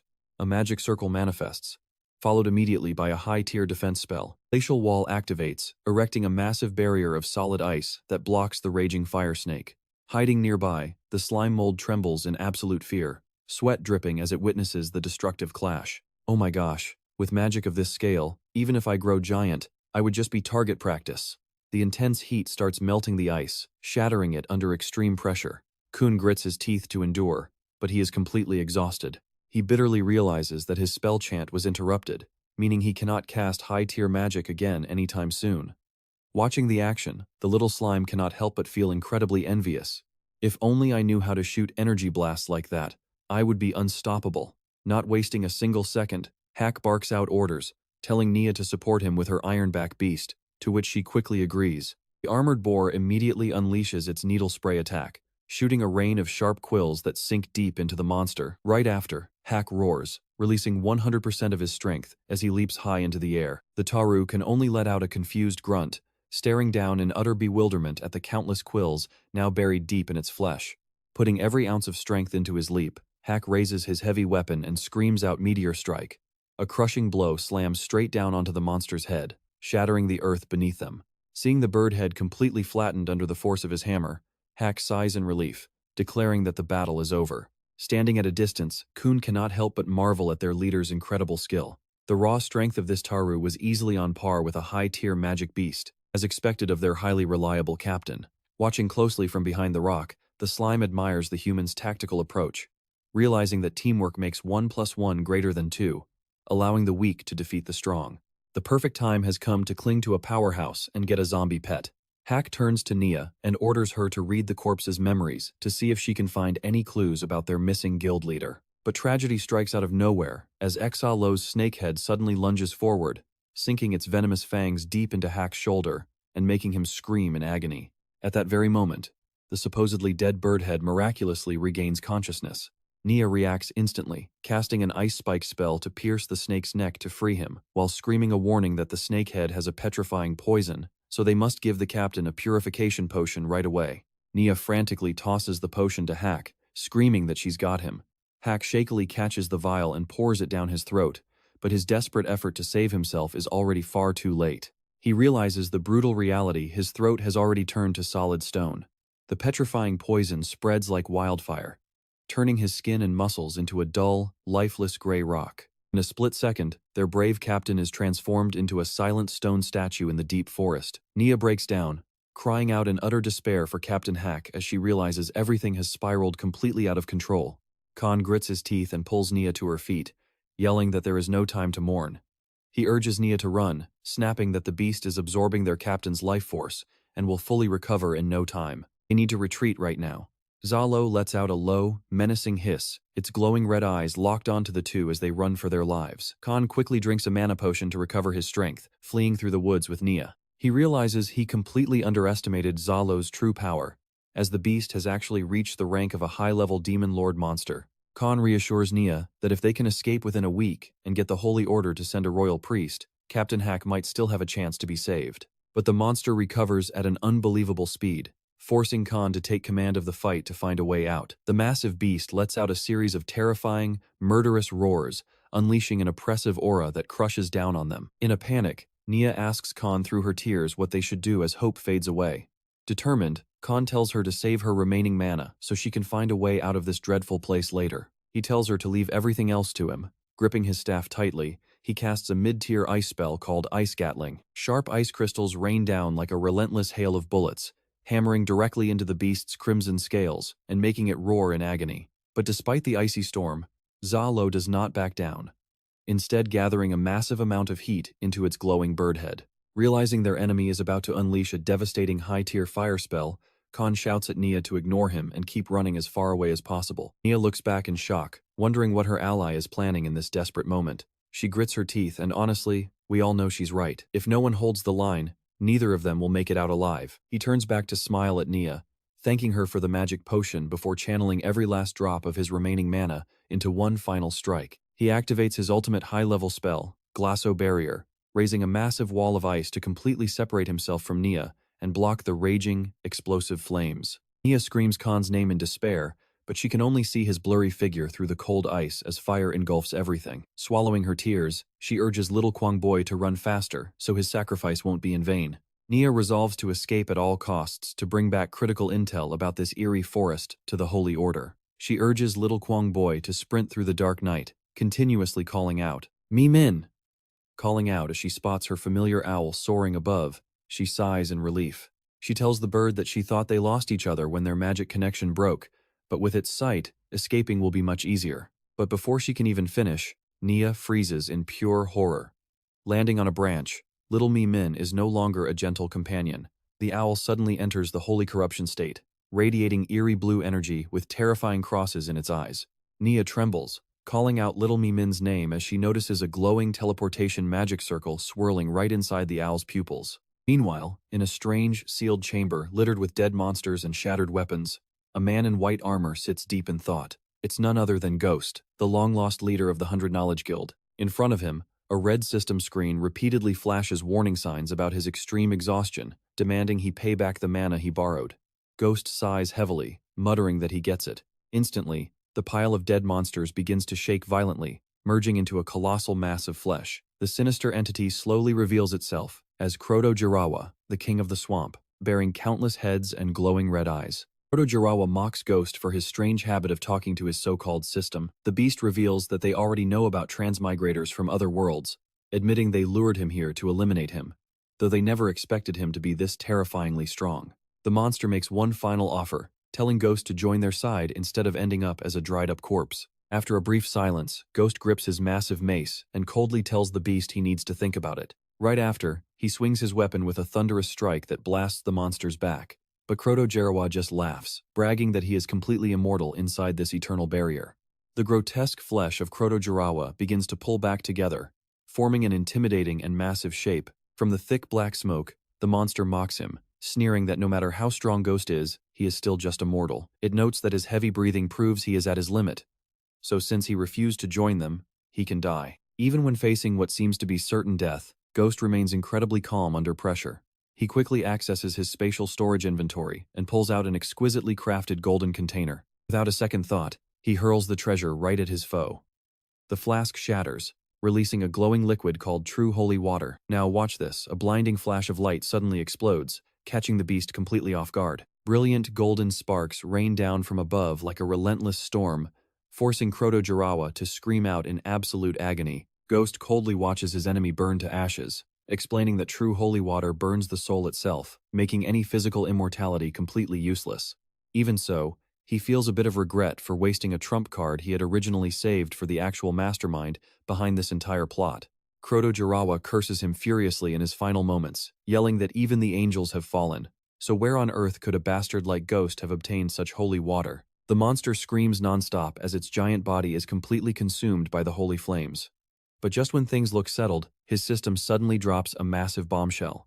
Flashing warnings indicate a high-energy response as the target prepares to regenerate. Before Ghost can even process this, an earth-shattering wave of energy erupts, blasting the monster's scattered flesh high into the air. Ghost quietly deduces that since true holy water burns the soul, regeneration should be impossible, meaning there must be an unexpected variable at play. Instantly, Kroto-Jirawa reveals its true holy corruption, form a glowing red sphere with a massive eye and grotesque tentacles. It laughs mockingly, admitting it almost died and asking Ghost if he is surprised. Gloating that his final trick failed, the beast leaves Ghost stunned, asking if it is using cheat codes to adapt this fast. Kroto-Jirawa smugly brings up the past, when Ghost used his Dragon Emperor finger skill. At the time, it could not understand how Ghost's spear technique was sharp enough to slice through the Dragon Emperor, or why that severed finger vanished without a trace in the swamp. It turns out a weak monster accidentally touched that finger, breaking the absolute defensive barrier and allowing Kroto-Jirawa to pinpoint its location to retrieve the remains. The beast realized Ghost had coated his weapon in true holy water, forcing him to cast the finger aside to avoid the backlash. By taking time to adapt to the holy residue left on that finger, Kroto-Jirawa gained absolute adaptation. It screams maniacally, gloating that if Ghost had used this power earlier, it would have been obliterated. It mockingly asks if he is out of tricks now. Time to meet your maker.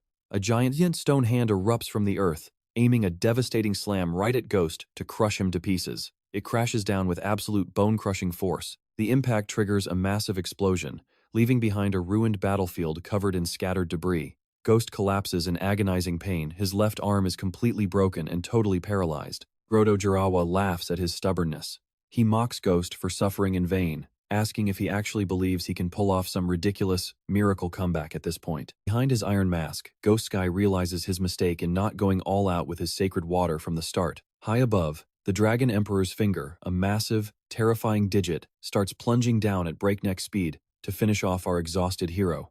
Kroto-Jirawa says his final goodbyes, claiming that even with a mysterious system, Ghost stands absolutely no chance of winning because he is fighting the power of the entire holy sect all by himself. Just as the finger of death is inches away, Ghost's eyes flare with determination. He quickly opens his system and pulls out an ancient scroll glowing with deep blue magic. This is the item known as the Demon King's Mistress, an old parchment scroll covered in bizarre symbols and pure, murderous intent. The moment it is activated, a blinding white light erupts alongside dense magical runes, ready for a final clash. Kroto-Jirawa panics completely when he realizes that the scroll in Ghost's hand is actually a demon contract. He screams in utter shock. What? An actual demon summoning scroll?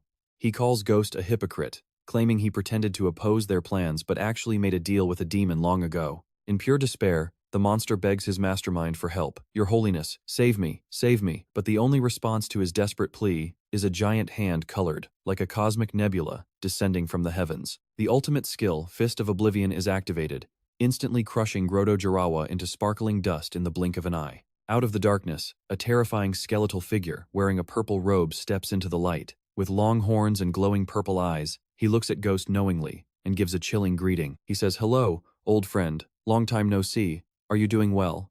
The Demon King laughs at Ghost's pathetic state, recalling his first failed attempt to manifest in this world. He offers a tempting deal in return. "I will lend you my power, and you will be strong enough to wipe out that trash.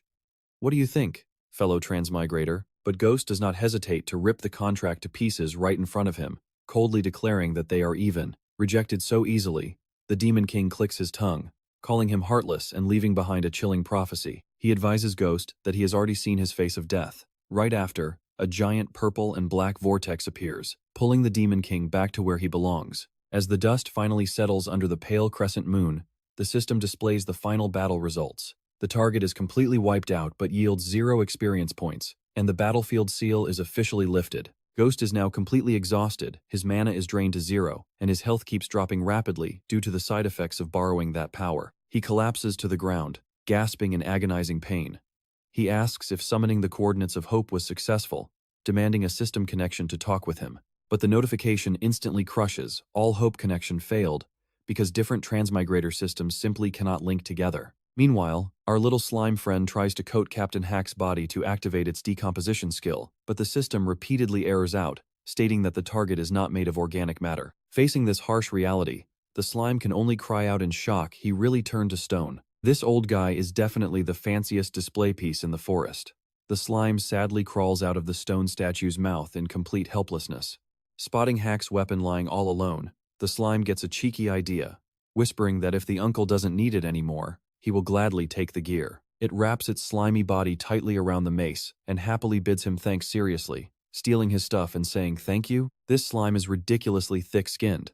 It quickly slithers away from the scene, scheming that if it can help humans when they are in trouble, it might get to hitch a ride back to the human town with them. Heading straight toward the giant ice wall created by WizardCon earlier, the slime figures that since this is definitely the wizard's wall, the group has to be somewhere close by. It sneaks around the back, hoping for a lucrative result, giggling that maybe the wizard finished off that ostrich monster so it can snatch some easy loot right now. This greedy slime loves free stuff, but being a cautious creature, it immediately activates its search skill to scout ahead, knowing safety comes first and it is better to observe for a bit. The moment its scout tendrils touch the icy surface, the slime is absolutely horrified to witness a chilling sight on the other side. The monster Zalo is still alive. Zalo's eyes suddenly flash with an eerie, demonic red light, making the slime tremble in fear. What on earth is this? Has another person fallen? And is that giant bird still getting stronger? Please tell me the remaining girl has not become a victim too. Meanwhile, elsewhere, the owl Mi-Min dives down like an arrow straight at. Little Mi-Min is no longer on our side. Attack now. The armored wild boar instantly triggers its spine sweep skill, shooting a massive barrage of razor-sharp needles into the sky to stop the diving enemy. Mi-Min's beak suddenly stretches out, growing as sharp as a steel blade. The bird spins its body at maximum speed, launching the Iron Claw Gale Wind skill. A massive hurricane erupts, dragging everything nearby straight into a spinning vortex of absolute death. The wind is so crazy that giant ancient trees get ripped right out of the ground, throwing Nia completely off balance and tossing her away. Massive trunks are sliced to pieces, raining down like heavy wooden debris and crushing everything. Nia can only curl up in a ball, covering her head in absolute helplessness amidst the total destruction. Help me! Someone please save me! Little Mi-Min, why did things have to turn out like this? Seeing her mount getting crushed by giant logs, she fights through the pain and tries to channel her magic to heal it. Hang in there, Kwang boy. But the owl, Mi-Min, has completely lost its mind. An eerie glow surrounds the owl as it dives like a phantom, straight for its former master. Facing a lethal strike, Nia screams in terror. Mind control activated. Nia is dragged into a spiritual space of floating pillars. But she sighs in relief. The pet contract is still barely holding. The contract is still there. She successfully enters little Mi-Min's mind, but in the distance, a beautiful angel cradling the owl appears, leaving Nia totally stunned. An angel hugging a pet? This world is getting way too weird. The young girl completely freezes before this powerful presence, wondering why a noble angel would even show up inside a tiny beast's mind. The angel smiles mysteriously and softly calls out for her to come closer, but the moment Nia tries to step forward, that gorgeous face suddenly warps, revealing a bloody, glowing red skeleton with a terrifying roar. Come here. Nia is completely terrified, clutching her head and crying out for help in vain. Seriously, what kind of angel flips their attitude faster than an X? Back in reality, the little wild boar Kwang boy growls, trying to protect its master. Meanwhile, the crazed owl, Mi-Min, dives down with cross-shaped eyes glowing with pure bloodlust, aiming straight for Nia. Just in time. The slime suddenly pops out, swinging a heavy iron mace right into the bird's face. The slime channels all its power, repeatedly slamming Captain Hack's heavy iron mace down on the corrupted owl. Nia is totally shocked, tears still in her eyes as she recognizes the familiar weapon. It is indeed Captain Hack's mace. Thanks to reaching level 49 and maxing out its pulse skill, the slime's cellular control is absolutely perfect now, moving even more fluidly and precisely than a human hand. The little guy proudly names this devastating move the Slime Meteor Mace, thinking if a normal rock is a bullet, then this baby is a straight-up cannon. With its newfound power, the slime swings the mace to shatter those massive tree trunks, pinning steel back down, and saves the poor boar. Nia drops to her knees, looking at the tiny creature with teary eyes. Thanks so much. It looks small, but it just soloed the entire forest like a boss. Gently cradling the slime in her palm, her eyes fill with deep emotion. She feels an incredibly familiar presence from it, realizing she might have already figured out its true identity. The slime waits expectantly for a brilliant, deep compliment, but Nia suddenly bursts into dramatic tears. She wails that it must be Captain Haw, possessing this little monster just to save her. But in reality, this slime is just a normal slime. The slime freezes, screaming internally that she is completely wrong. Even her pet boar, Xiao Gangbei, snorts in pure disbelief at its owner's ridiculous theory. Amidst the chaos, a horrifying shadow rises from the rubble. The owl monster, Mi Ming, is heavily wounded with magical rot but refuses to go down, letting out a screeching cry full of pure hatred. Nia immediately snaps back to reality, preparing for the final showdown. She asks Xiao Gangbei if he can still fight while she transfers her magic to him. The boar grunts with fierce determination in response. Meanwhile, the slime quickly spreads its body across the ground like a net, activating its wide-area search skill. With its max-level pulse skill, it instantly pinpoints the enemy's weak spot. Weakness spotted, Mi Ming is about to get deleted. Suddenly, the slime shoots a powerful piercing strike from underground, stabbing right through the owl's body and freezing it in place. As Mi Ming groans in agony, the slime doesn't give it a chance to react. It quickly swings its iron mace, launching the beast high into the air. Seizing the perfect moment, the slime pours all its power into the ultimate finishing blow by activating its spore cannon skill. The heavy iron mace strikes with immense force, tearing through Mi Ming and pinning it to an ancient tree. Looking at the absolute destruction, the slime retracts its stretched-out body and nervously mutters to itself that maybe, just maybe, it used a little too much force. Nia gazes at her completely paralyzed beast before turning to the slime in sudden realization. She remembers it now. This is the same little monster from the campfire earlier, and the same entity she saw through Mi Ming's vision. Crouching down, she looks at the golden, glowing slime with immense gratitude, wondering if it followed her all this way because it has some special feelings for her. If that is the case, their compatibility must be incredibly high. Gently cradling the slime, she feels a strange sense of destiny connecting them together. Kneeling inside a glowing magic circle under the moonlight, Nia sincerely asks if it will sign a pet contract with her. She smiles warmly, promising plenty of food and cozy sleep. But right as the slime is about to agree, a flashing red system warning instantly ruins the vibe. It issues a stark alert that signing a servant contract with a human will permanently revoke its system access, forever no exceptions. The slime is utterly shocked, torn between the freedom of its system and a beautiful new mistress. What in the world is it supposed to do now? Choosing between the system and a gorgeous master is a brutal choice. But staring at Nia's very generous assets, the slime immediately starts to seriously reconsider. Sure, the system is cool, but it cannot compare to the gorgeous babes from classic shonen stories. Suddenly, a glorious vision flashes in its mind, the two of them training together under the sunset and fighting side by side in massive arenas.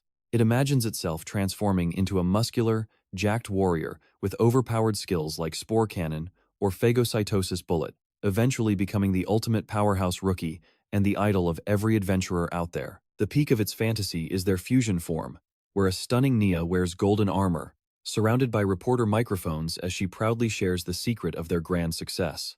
But wait, there is more. The slime even dreams of evolving into a handsome, blonde hero with a powerful third eye on his forehead. They would defeat the Demon King together, ending with a wedding of the century in a grand cathedral. Imagining the massive crowd cheering, it snickers to itself that a cheat system is totally outdated anyway. If given the choice, picking a beautiful mistress is a total no-brainer. He already planned the script for the next 100 episodes of this story. But snapping back to reality and seeing the beautiful girl waiting, the slime makes its final decision. However, right in the middle of its daydream, Nia is suddenly struck on the head by a mysterious projectile. It happens so fast that the slime has absolutely no time to react. The culprit behind the sneak attack is none other than that monstrous owl. Somehow, it is still alive even after losing its head. Mi Ming is now writhing and mutating into a grotesque abomination with excess flesh and dozens of glowing red eyes sprouting all over its body. Refusing to let the enemy finish its grotesque evolution, Xiao Gangbei roars in fury, charging like a bullet straight toward the evil entity. The slime watches in utter horror as the very head it just completely pulverized begins to regenerate right before its eyes. Is this thing even unkillable? Seeing the boar charging with reckless rage, the slime frantically tries to stop him, telling him to calm down. But it is already too late. Nia's pet has completely lost control and crashes straight into the freakish monster. Instantly, the monster Mi Ming reaches out with a skeletal finger, unleashing a terrifying abyss magic called the Degeneration Ray. A colorful beam of light completely engulfs Xiao Gangbei, leaving the poor beast utterly dazed and confused. In a split second, the fierce, armored boar is reverted back into a tiny, defenseless piglet. Terrified, It runs away for its life, leaving Nia completely abandoned on the battlefield. The slime is stunned by this terrifying power. Degeneration magic? How could a mere owl wield such a spell? But wait, that is not the owl speaking. From inside Miming's corpse, a new entity emerges with long, flowing blue hair and an arrogant look. It is Merlin, Guildmaster of the Blue Hat Guild, and one of the church's 7 great holy knights. She coldly mutters that this is such a pain, wasting so many resources and still failing such a simple task that useless Cadrola is truly good for nothing. Merlin begins grumbling about having to clean up the massive mess that old man from the Holy See left behind. Sensing that the confinement barrier is completely gone, Merlin lets out a threatening growl, vowing that she won't let Ghost escape her grasp. Instantly, she unleashes abyss magic, casting Tempest Gate to manifest a massive pair of glowing wings on her back. Meanwhile, back in the ruins, Nia lies cold and lifeless in a pool of blood. Watching from a safe distance, the slime stares in shock as the enemy flies away. They are gone. Was that another human using magic to possess the owl's dead body? A wave of helplessness washes over the slime as it bitterly realizes it was completely ignored for being too weak. It looks down at Nia's lifeless body, whom it was just about to make a contract with. The enemy killed its master, but the contract was never signed, so should it just be happy to survive? Overcome with sudden cowardice, the slime feels deeply humiliated. It cries out through tears, "Of course not. My friend was just murdered, and yet I am only thinking about my own survival? Am I even a man? This time, I must have my revenge." The slime declares that even if it can't kill her, it will splash a ton of protoplasm right in her face, before dashing deep into the forest. Under the quiet night sky of the swamp forest, Ghost's system continuously flashes, alerts confirming that his mana debt is fully repaid. Even so, his condition is absolutely terrible. His health is down to 789 points, and his left arm is severely damaged. Ignoring all the dangerous warnings, Ghost grits his teeth and orders the system to shut up and continue tracking the coordinates of the new transmigrator. The system replies that remote communication is impossible without an initial link, but it can sense a matching signal frequency very close by. Ghost knows the Holy See will soon send more people to sweep the area, so he must find the new transmigrator and flee immediately before he gets totally obliterated. Meanwhile, the slime is absolutely boiling with a burning thirst for vengeance. It wildly activates its search skill to hunt down the killer. The moment its radar detects a figure in the bushes, it cheers triumphantly. "Found you." This fungus recognizes that long neck anywhere. Seeing the red plume on Ghost's helmet, the slime mistook it for the neck of a monster. Without a single second of hesitation, it swung Hack's iron mace high into the air and yelled out, "Take this!" A devastating blow slams directly onto Ghost's head, shaking the ground. But the surprise attack makes the slime pause. Something about the shape of this armor feels completely wrong. Wrong target. As Ghost absorbs the unexpected hit, the slime finally realizes its massive blunder. Wait, that was just a decorative plume, not a neck? It awkwardly shuffles closer to apologize. "Sorry about that. It's just way too dark in this forest, so I couldn't see clearly. Honestly though, why are you wearing such a flashy helmet anyway? Hey, are you still alive in there?" Suddenly, an iron fist erupts from the dirt, grabbing the slime's squishy body with terrifying strength.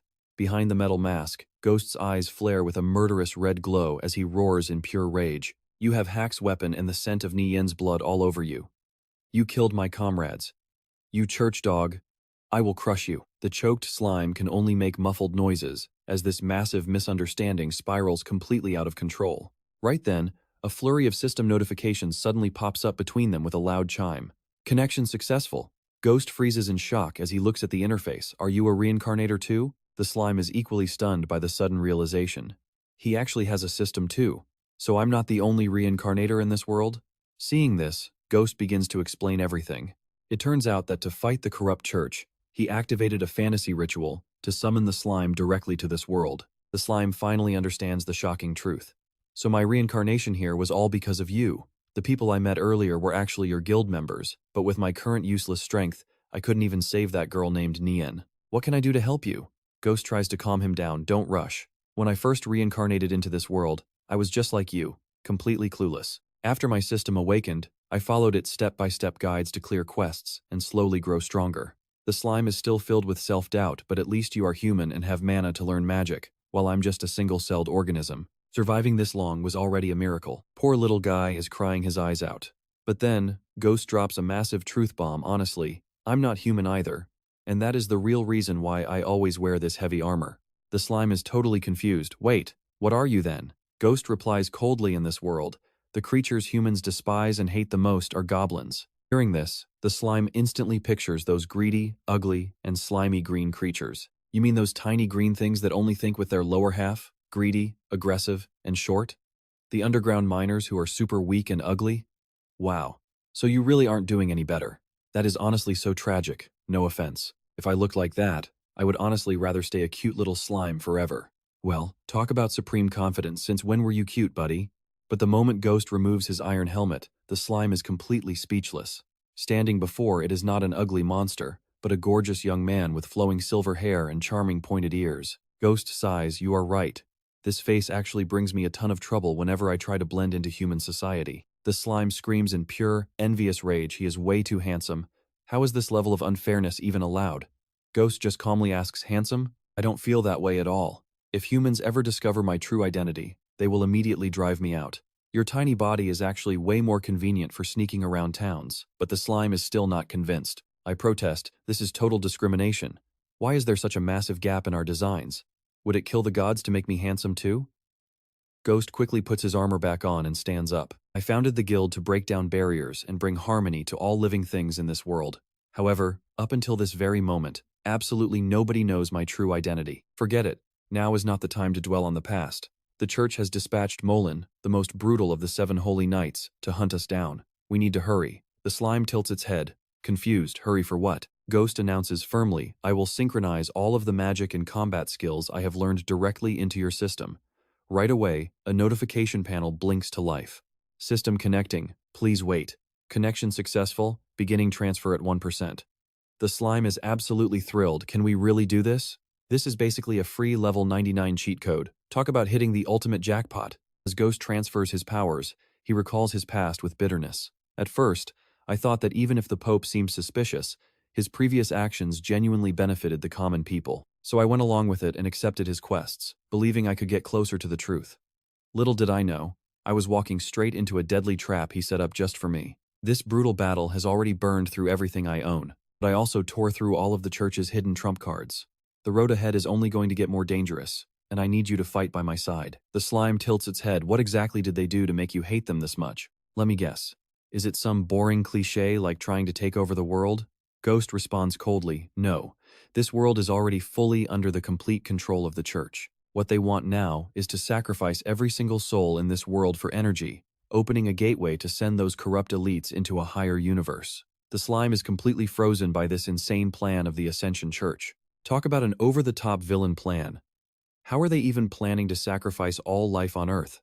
Ghost falls silent as he recalls his dark past, starting from when he first arrived in this world as a low-tier goblin child. In a pitch-black abandoned mine, he had to catch bugs, scavenge scraps, and even eat human remains just to survive. At age 5, his system awakened, allowing him to end the horrors in that filthy mine.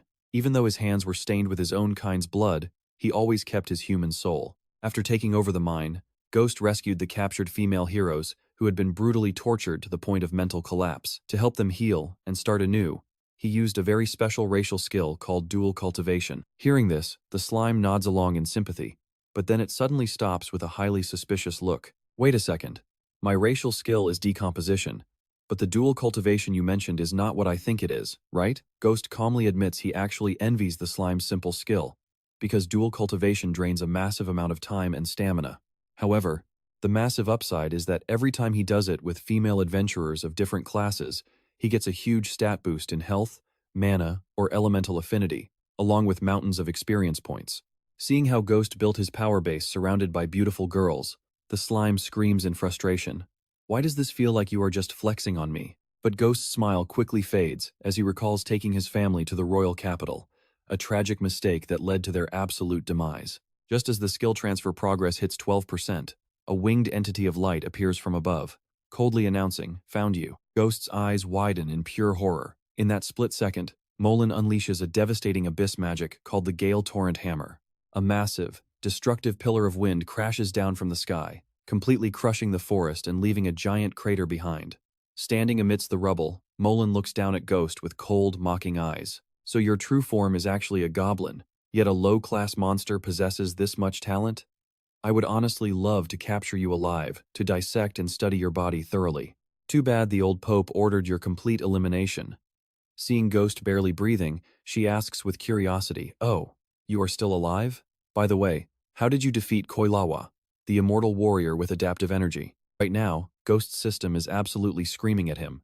Symbiotic armor durability is at 0% and completely trashed.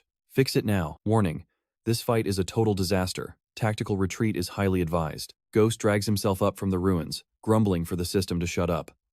Merlin flashes a wicked smirk and asks if he is talking to that imaginary invisible system of his. Tell her, if she steals his body, does she get to inherit that fancy system too? Honestly, she cannot wait to dissect him and study it. Ghost snaps, demanding to know if that immortal chimera body of Koilawa was the sick result of her torturing countless innocent lives. He calls Merlin a heartless demon and a church lapdog, but she just laughs in mock pity. She chuckles, asking if he is really lecturing her on humanity. Does he even comprehend the definition of life? To a higher dimensional world, both of them are probably not even worth mentioning. Facing a sudden barrage from the slime, she does not even look, casually swiping the projectiles right out of the air. Trembling behind a log, the poor slime watches Merlin juggle the stones with absolute disdain. How pathetic, Ghost. Is this low-level garbage the only summon you have left?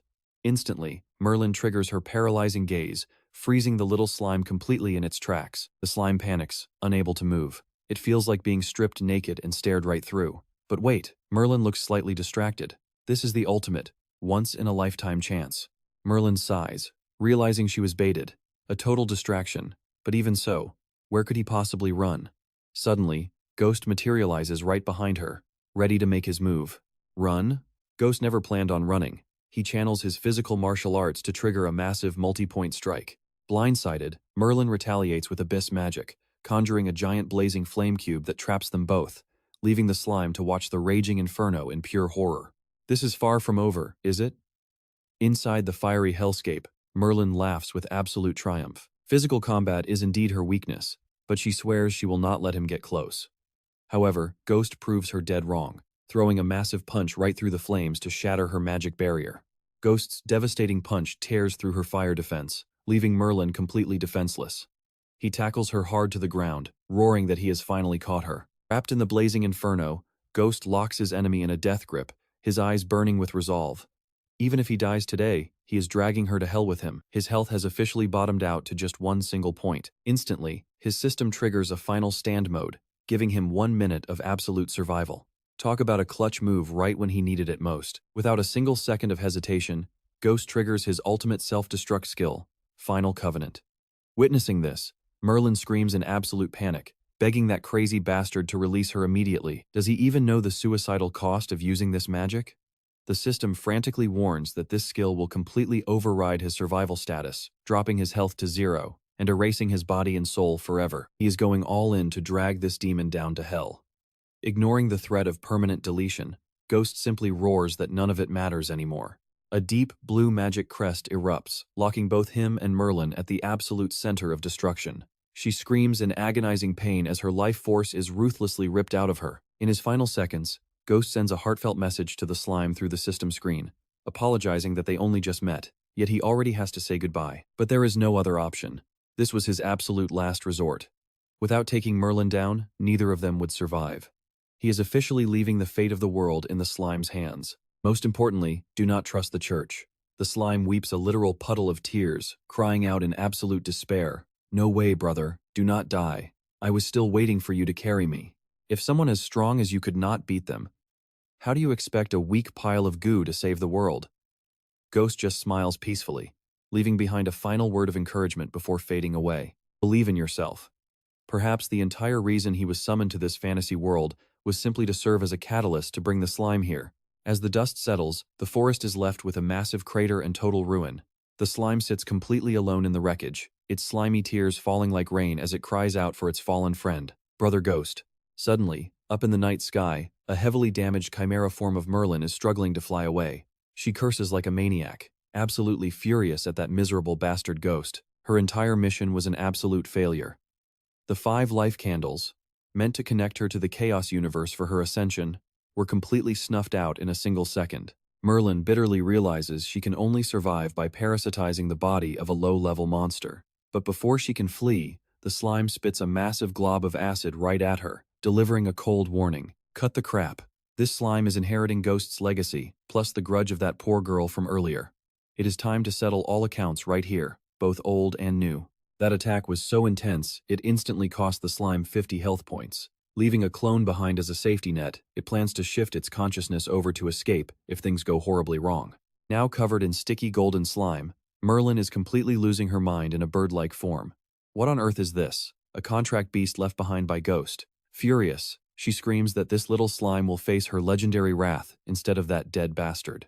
Instantly, she unleashes her abyss magic, the degeneration beam, casting a colorful light that completely wraps around the slime. The slime just stands there, totally confused, feeling absolutely no changes to its body. Talk about an absolute disappointment for our villain over here. Merlin is completely dumbfounded, screaming why on earth it is not working. She wonders if her heavily damaged soul caused her magic power to drop. Getting more frustrated by the second, Merlin roars that this insult is absolutely unforgivable.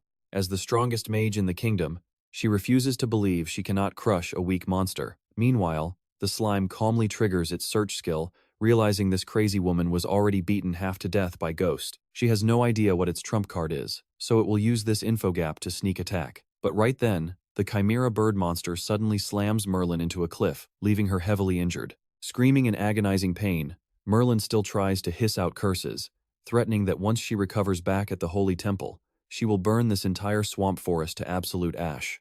Unmoved by her empty threats, the chimera beast does not hesitate to charge up a blazing fire in its throat. In a flash, a high-level dragon breath erupts, turning Merlin into absolute ash before swallowing her down. The beast's throat convulses as it swallows down a massive reservoir of energy. The snake head on its back begins to glow, radiating a blinding white mana that wraps around its entire massive frame. The slime gasps in shock, wondering if that thing is actually evolving. As the blinding light fades, a far more majestic and terrifying creature is revealed. Evolving from its original serpent form, it is now a majestic feathered dragon with wings of pure light. The beast flaps its wings, radiating a brilliant glow before soaring high into the clouds, completely vanishing into the deep night. Left alone in the ruins, the slime sweats profusely in absolute terror after witnessing that godlike power, nervously wondering if that terrifying beast is going to live forever. The skill transfer process suddenly gets cut off at 37%. A wave of failure warnings pop up because the slime simply lacks the mana and physical stats required to inherit high-tier magic or holy spells. Fortunately, it manages to secure a martial arts talent. Looking at the sad ashes left behind by Ghost, the slime chokes up, crying out for its lost friend. The system continues downloading knowledge on blacksmithing, medicine, cooking, and the world map. But despite acquiring all this incredible information, the slime feels no joy, wishing it could just go back to being a carefree, happy little blob. Everyone wants to return to a carefree childhood, right? To begin its brand new journey, the slime activates its scanning skill. Slimy tendrils spread across the ground, seeking out and collecting every single broken piece of the fallen hero's armor. The slime begins to creep inside, using its sticky fluid to slowly bind the broken armor together, from the boots all the way up to the breastplate. It resolved right then not to fall. It had to grow stronger to carry on Ghost's legacy, or else the church would sacrifice this entire world. Under the little slime's control, the cold iron armor began to shake, slowly pulling itself up amidst the wreckage. As the helmet was finally secured on top, the slime frantically expanded its cells to completely fill the empty space inside that steel shell. This formed makeshift hands and legs inside.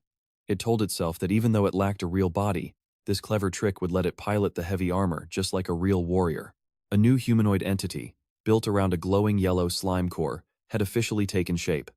But reality quickly hit hard, and honestly, walking is way harder than it looks. At the first step, the armor wobbled, sending the slime into a panic. Wait, hold steady. Clattering echoes rang out as metal pieces began dropping off because it could not manage both the top and bottom halves at the same time. Finally, the armor crashed down hard. Walking without bones was basically impossible. Exhausted, the slime dragged itself out and decided to pack up this gear for now to find a safe hiding spot. Fearing the church's thugs might return to finish the job, the slime quickly swept Ghost's battered armor pieces right into its handy storage space. The system immediately confirmed this was armor forged from power-locking stone, capable of absorbing massive physical damage, a masterpiece crafted by Ghost himself. Once the area was cleared, the slime dashed through the windy night, searching for a quiet hollow in an ancient tree to hide away. Facing the massive wave of data inherited from Ghost, the slime muttered that too much had happened in one night, and things were getting pretty overwhelming. It needed to organize everything properly first, so the slime booted up the world map reader. The moment the download hit 100%, a massive world opened up before its eyes, showing deep valleys, polar ice fields, abandoned mines, and the Grand Royal capital. It quickly realized its current location was the swamp forest. Searching Ghost's memory, the slime learned that teleportation gates were set up at fixed points to connect the capital with other lands. Unfortunately, every single one of these gates was under the strict control of the church. Adventurers who wanted to use them had to register and pay half their harvested resources as tax. That was when a crazy, daring plan popped into the slime's head. If it could track down a teleportation gate, couldn't it just head straight to the capital? It was a bold dream, sure, but pulling it off was going to be the real challenge. Checking its inventory, the slime saw its path forward was clear, but it definitely needed to get way stronger before making a move on the capital. Right now, its only real trump cards were the damaged high-tier gear and the lifeless body of a girl named Nia, resting silently in storage. Staring at the corpse of this friend it had just made, the slime hesitated, wondering if it should decompose her. It knew keeping her body wouldn't bring her back. Instead of letting her rot away in isolation, it decided to absorb her body to inherit her strength and will. The decomposition process began, and glowing yellow slime wrapped around Nia in a soft, gentle light. In a daze, the slime saw a vision of Nia, smiling gently, waving goodbye and whispering her final farewell goodbye, little slime. It broke down crying, choking back tears as it replied. Goodbye, it said. With a burning heart full of pure rage, the slime swore to itself from this moment on, even as a tiny blob of jelly, it would single-handedly destroy that evil church. The system announced the decomposition was complete. The slime instantly leaped to level 50 and unlocked level 1 domination. Best of all, its unique traits merged with this new skill, upgrading it into a totally broken, overpowered ability, level 1 parasitic domination. Dawn finally broke over the mountain peaks, chasing away the dark night from the swampy forest. In the quiet water, a swamp frog sat peacefully on a lily pad, croaking away. Suddenly, a barrage of slime-coated stones whipped through the air, hitting the poor creature so fast it could only make one confused sound before collapsing. Following the heavy impact, the system confirmed the target was defeated and awarded experience points. Staring at the limp frog lying on the grass, the slime muttered to itself, "Sorry, little frog, but I really need you to test out my brand new skill." No point apologizing now, though. It realized that after syncing Ghost's encyclopedia, skill descriptions had become way more detailed, revealing that level 1 parasitic domination allowed the slime to enter a target's body, hijack their biological neural network, replace their original consciousness, and turn them into a sensory-sharing zombie puppet. The slime mumbled to itself that this skill was actually pretty straightforward. First, use the slime to infiltrate the corpse. It squeezed out a glob of yellow fluid deep into the frog's mouth, sacrificing 30 health points to start the process. Instantly, the skill activation alert flashed. Slimy threads began spreading like a spider web, weaving through the frog's inner flesh. Suddenly, the creature's legs twitched. It staggered back up, making the slime gasp in shock. Wait, did it just come back to life? Is it actually alive? The system confirmed a successful parasitism, giving the slime its very first swamp frog zombie. It noticed that once parasitized, the corpse automatically started moving on pure instinct. Slime kept analyzing. Next up is domination, which means concentrating and transferring its consciousness into the slime blob inside the corpse. It focused entirely on this final step to completely master its new vessel. As soon as the transfer finished, the slime was amazed to find its consciousness was indeed sitting right inside the corpse. The system immediately displayed the details of the swamp frog zombie puppet, showing 0% durability since it was already dead, along with a new skill set: charged attack, tongue punch, and leap bite. The slime excitedly looked around, enjoying the incredibly wide field of view through the frog's eyes, completely blown away by how amazing this felt.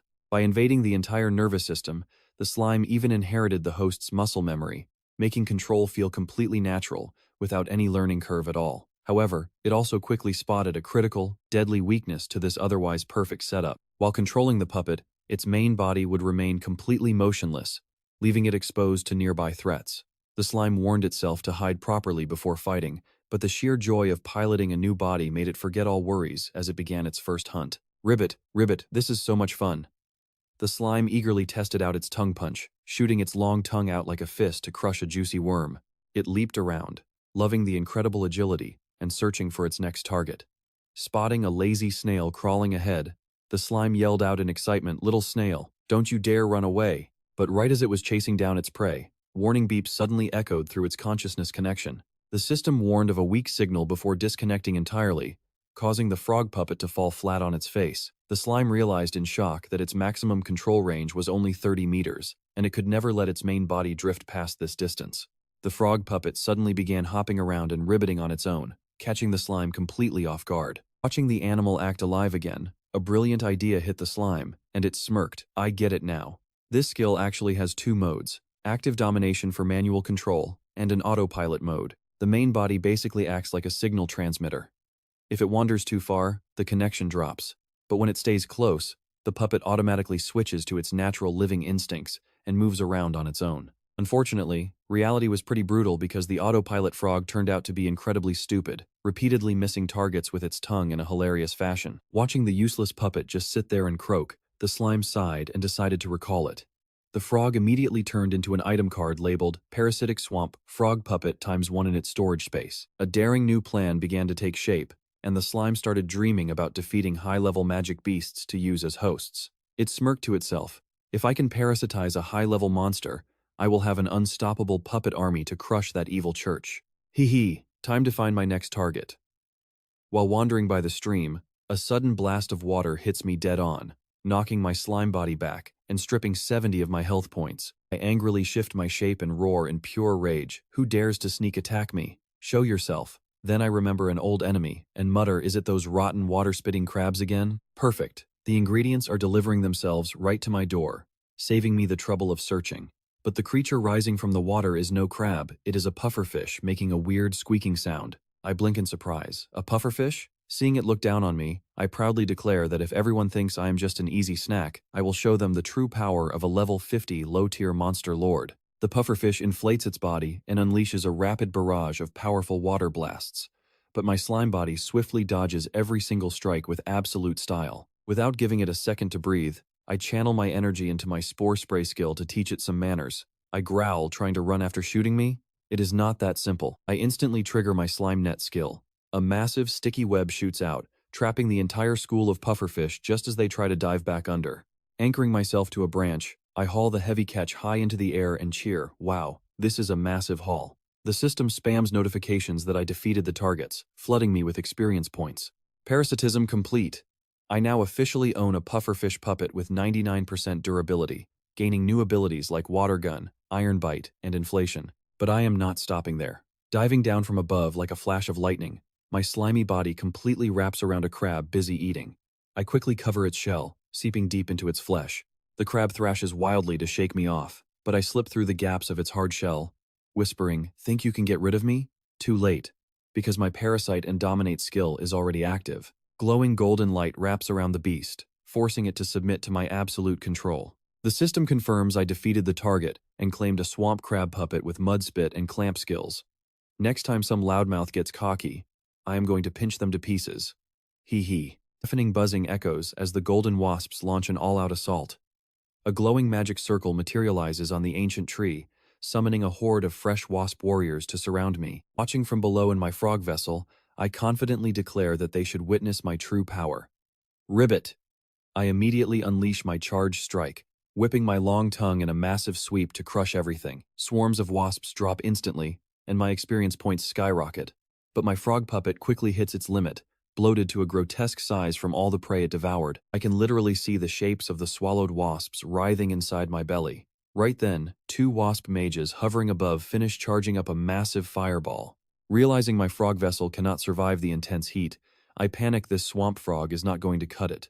I instantly trigger consciousness transfer, ejecting myself to hijack my standby crab. Taking full control of my new shell, I roar and command my crab to fire.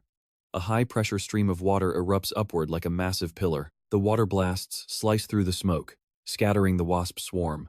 But the moment my attack ends, the system flashes a critical red warning. My crab puppet is in critical condition because it ran completely out of water. My water gun is forced to a halt, and with its energy bar depleted to 0, my host slumped down completely paralyzed. One move and I am completely paralyzed? I stare in absolute shock as my crab suddenly runs out of juice. Seizing the moment, those 2 wasp mages activate their magic circles, raining down a barrage of blazing fireballs. A thunderous explosion rocks the ancient branch, engulfing everything in blinding smoke and flames. Both my crab and frog vessels are thoroughly roasted, smoking on the ground. The wasps look down in triumph, but suddenly a stream of deep blue water shoots up from below, blasting a wasp mage right in the face. Hiding in a pool as my pufferfish, I cheer happily. Oh yeah, perfect sneak attack. Not even their wasp boss would dare to dive down here. Capitalizing on their chaos, I waste no time and trigger consciousness transfer, using every bit of my remaining energy to escape my old vessel. I soar away, telling myself they are just parasite puppets. If I lose them, I will just grab others, so this minor loss means nothing to me. To stop my escape, 3 wasp soldiers combine their skills to form a thick wax shield. I smash straight through their defense, crushing their barrier and casually tossing back a quick thanks as I pass them. I proudly declare to myself that I am obviously the strongest one here, and I was only playing with them to test my team combat abilities. After the heavy impact, I spread my slime network to scan the entire area. Finally, I trap the trembling leader wasp, telling it to stop crying and just accept its fate. Who told you to lose to me anyway? I cover the wasp queen carcass, calculating my next move. If everything goes smoothly, my very first elite army will officially be born. I believe controlling the queen will grant me full command over the entire swarm. The system immediately confirms a successful parasitism, rewarding me with a wasp queen corpse puppet with 99% durability and hive mind skill, standing inside their nest in my new body. I loudly command my children to rise, unleashing rings of green energy. But reality hits me hard when nothing happens. Why is there absolutely no response? I suddenly recall a basic law of nature: once the queen dies, the entire swarm scatters. This means taking over the queen to rule the nest is a dead end. Realizing this vessel is useless, I decide to switch to a much better target. I possess a wasp mage instead, obtaining nectar gathering, lightning spark, and flight skills. This host is way better than the queen. Standing on a high ledge, I proudly shout for my slime squad to assemble. Immediately, my 3 loyal puppets, frog, crab, and pufferfish, appear to receive orders. I start naming them for easier management, pointing at the frog and declaring that its name is now Wazi. Next is the giant clawed crab named Krabske, and finally, the pufferfish named Sealton. But right in the middle of roll call, I look around in complete confusion. Wait, where did my wasp mage go? I distinctly remember summoning it just now. Then I look at Wazi the frog, chewing happily with wasp legs sticking out of its mouth, and the horrible truth hits me. Absolutely furious, I instantly slap the greedy frog to teach it some discipline. Who gave you permission to eat your teammate? Rule number 1 of the slime squad: never eat your own teammates.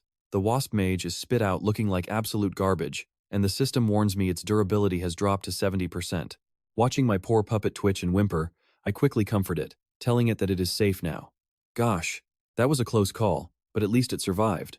I look over my little army with sheer satisfaction. My team setup is basically complete now, with every crucial role filled and ready to face whatever massive challenges come our way. First up is Krapsuk, the crab, also known as Zoo, taking the tank role with his sturdy shell and massive, powerful claws. Next is Sion the pufferfish, rocking a cool archer vibe with his hat and sharp bow and arrow. And of course, there is Master B, the bee playing mid lane mage, wearing a wizard hat while gathering massive amounts of magical energy. Finally, we have Waji, a true assassin sporting a hood and razor-sharp blades, ready to instantly execute his prey. Meanwhile, the slime's main body stands tall in heavy iron armor, acting as the ultimate commander and strongest support. Suddenly, a game interface pops up, revealing their opponent is the boss-level Feathered Serpent Dragon.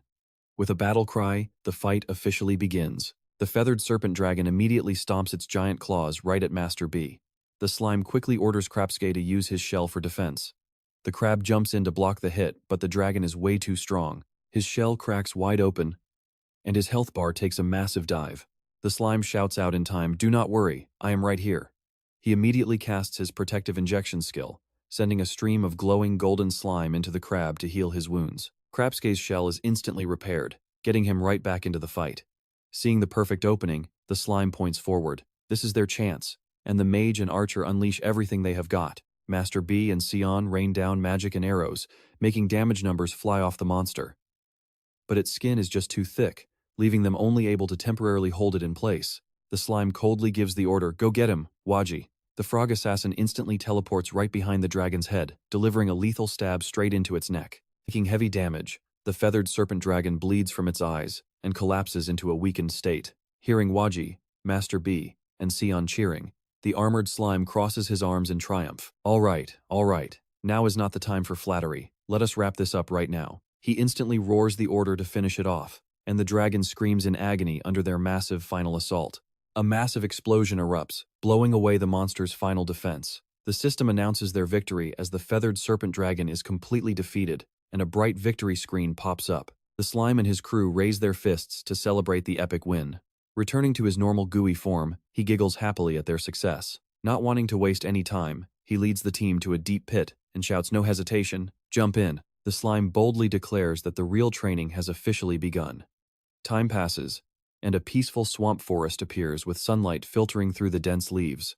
Right on the water, a tiny creature is hopping across the wet stones. It is a level 9 jumping mouse. It casually chews on a twig, completely unaware that it is being watched by a predator hiding behind a nearby rock. Suddenly, a beast pounces with a charged strike, snatching the poor prey in a split second. The predator reveals itself as a level 21 camouflaged rock cat. But the law of the jungle strikes again. A level 35 giant swamp mosquito dives down, driving its needle deep into the cat's back. The poor kitty lets out a weak meow before collapsing.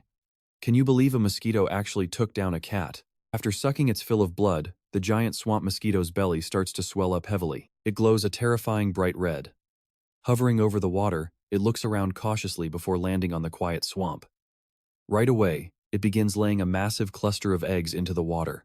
The fish below swarm the tasty eggs, totally unaware that death is lurking right next to them. Suddenly, a mysterious underwater creature discharges high-voltage electricity.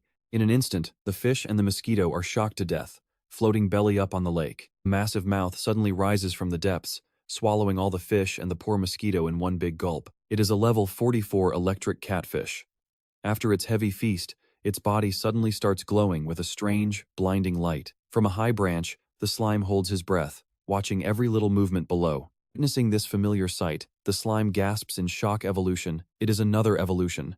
After that snake bird creature, he is seeing it happen yet again. The catfish has now fully evolved into a level 52 lightning catfish, looking like a majestic blue dragon covered in crackling lightning. It roars, unleashing a devastating electric shockwave that completely blankets the entire lake. If that thing shocks again anywhere near us, we are all dead meat. The slime freezes, silently staring at the bubbling water under the terrifying power of this new predator. He stares in utter awe at the newly transformed beast, wondering if it is just his imagination.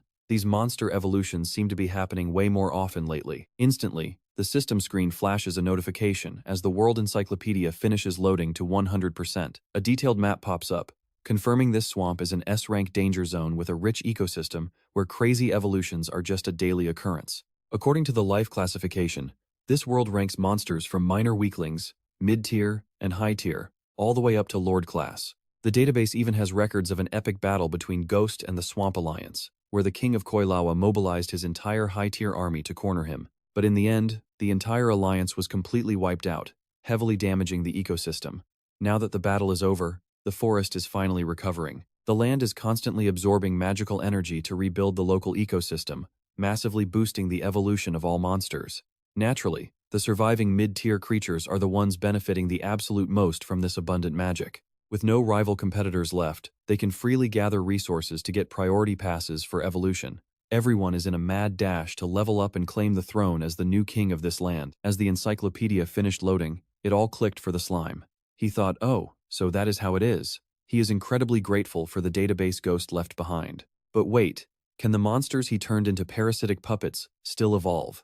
Looking back at his squad, Waji, Krapsuke, Sion, and Master B, the slime cannot help but wonder. Also, that crazy electric fish is only one level lower than him, so why does it seem way stronger? The system immediately explains that levels are not the only measure of power, as it also highly depends on race, skills, and magic. Like they say, dragons breed dragons. Even a level 100 mouse is just a snack for a baby dragon.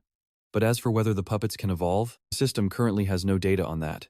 Suddenly, a massive blast of lightning erupts in the middle of the deep forest. The slime looks at the bright blue sky and wonders if it is fighting something. Let us check it out. He freezes in absolute horror at what he sees that newly evolved lightning catfish is tightly coiling around a level 60 swamp crocodile. Bright blue lightning bolts flash repeatedly, roasting the giant crocodile's thick hide. The slime can only watch in complete shock and scream, "Oh my goodness." The crocodile's eyes go completely blank as it passes out under the deadly current. But right before dying, it manages to bite the electric catfish right in half. Talk about mutual destruction, they both ended up kicking the bucket together. Talk about hitting the jackpot. The slime gets incredibly lucky here, getting a free meal without doing any of the work. He slides over to check them out, But things look bad, since part of the meat is rotten and the rest is burnt to a crisp, making parasitism impossible. The moment he touches it, leftover electricity shocks him, making him scream in pain. To recover, the slime downs 115 jars of reserve honey, activating a nutritional overload state that boosts his health to 50,000 for 1 hour.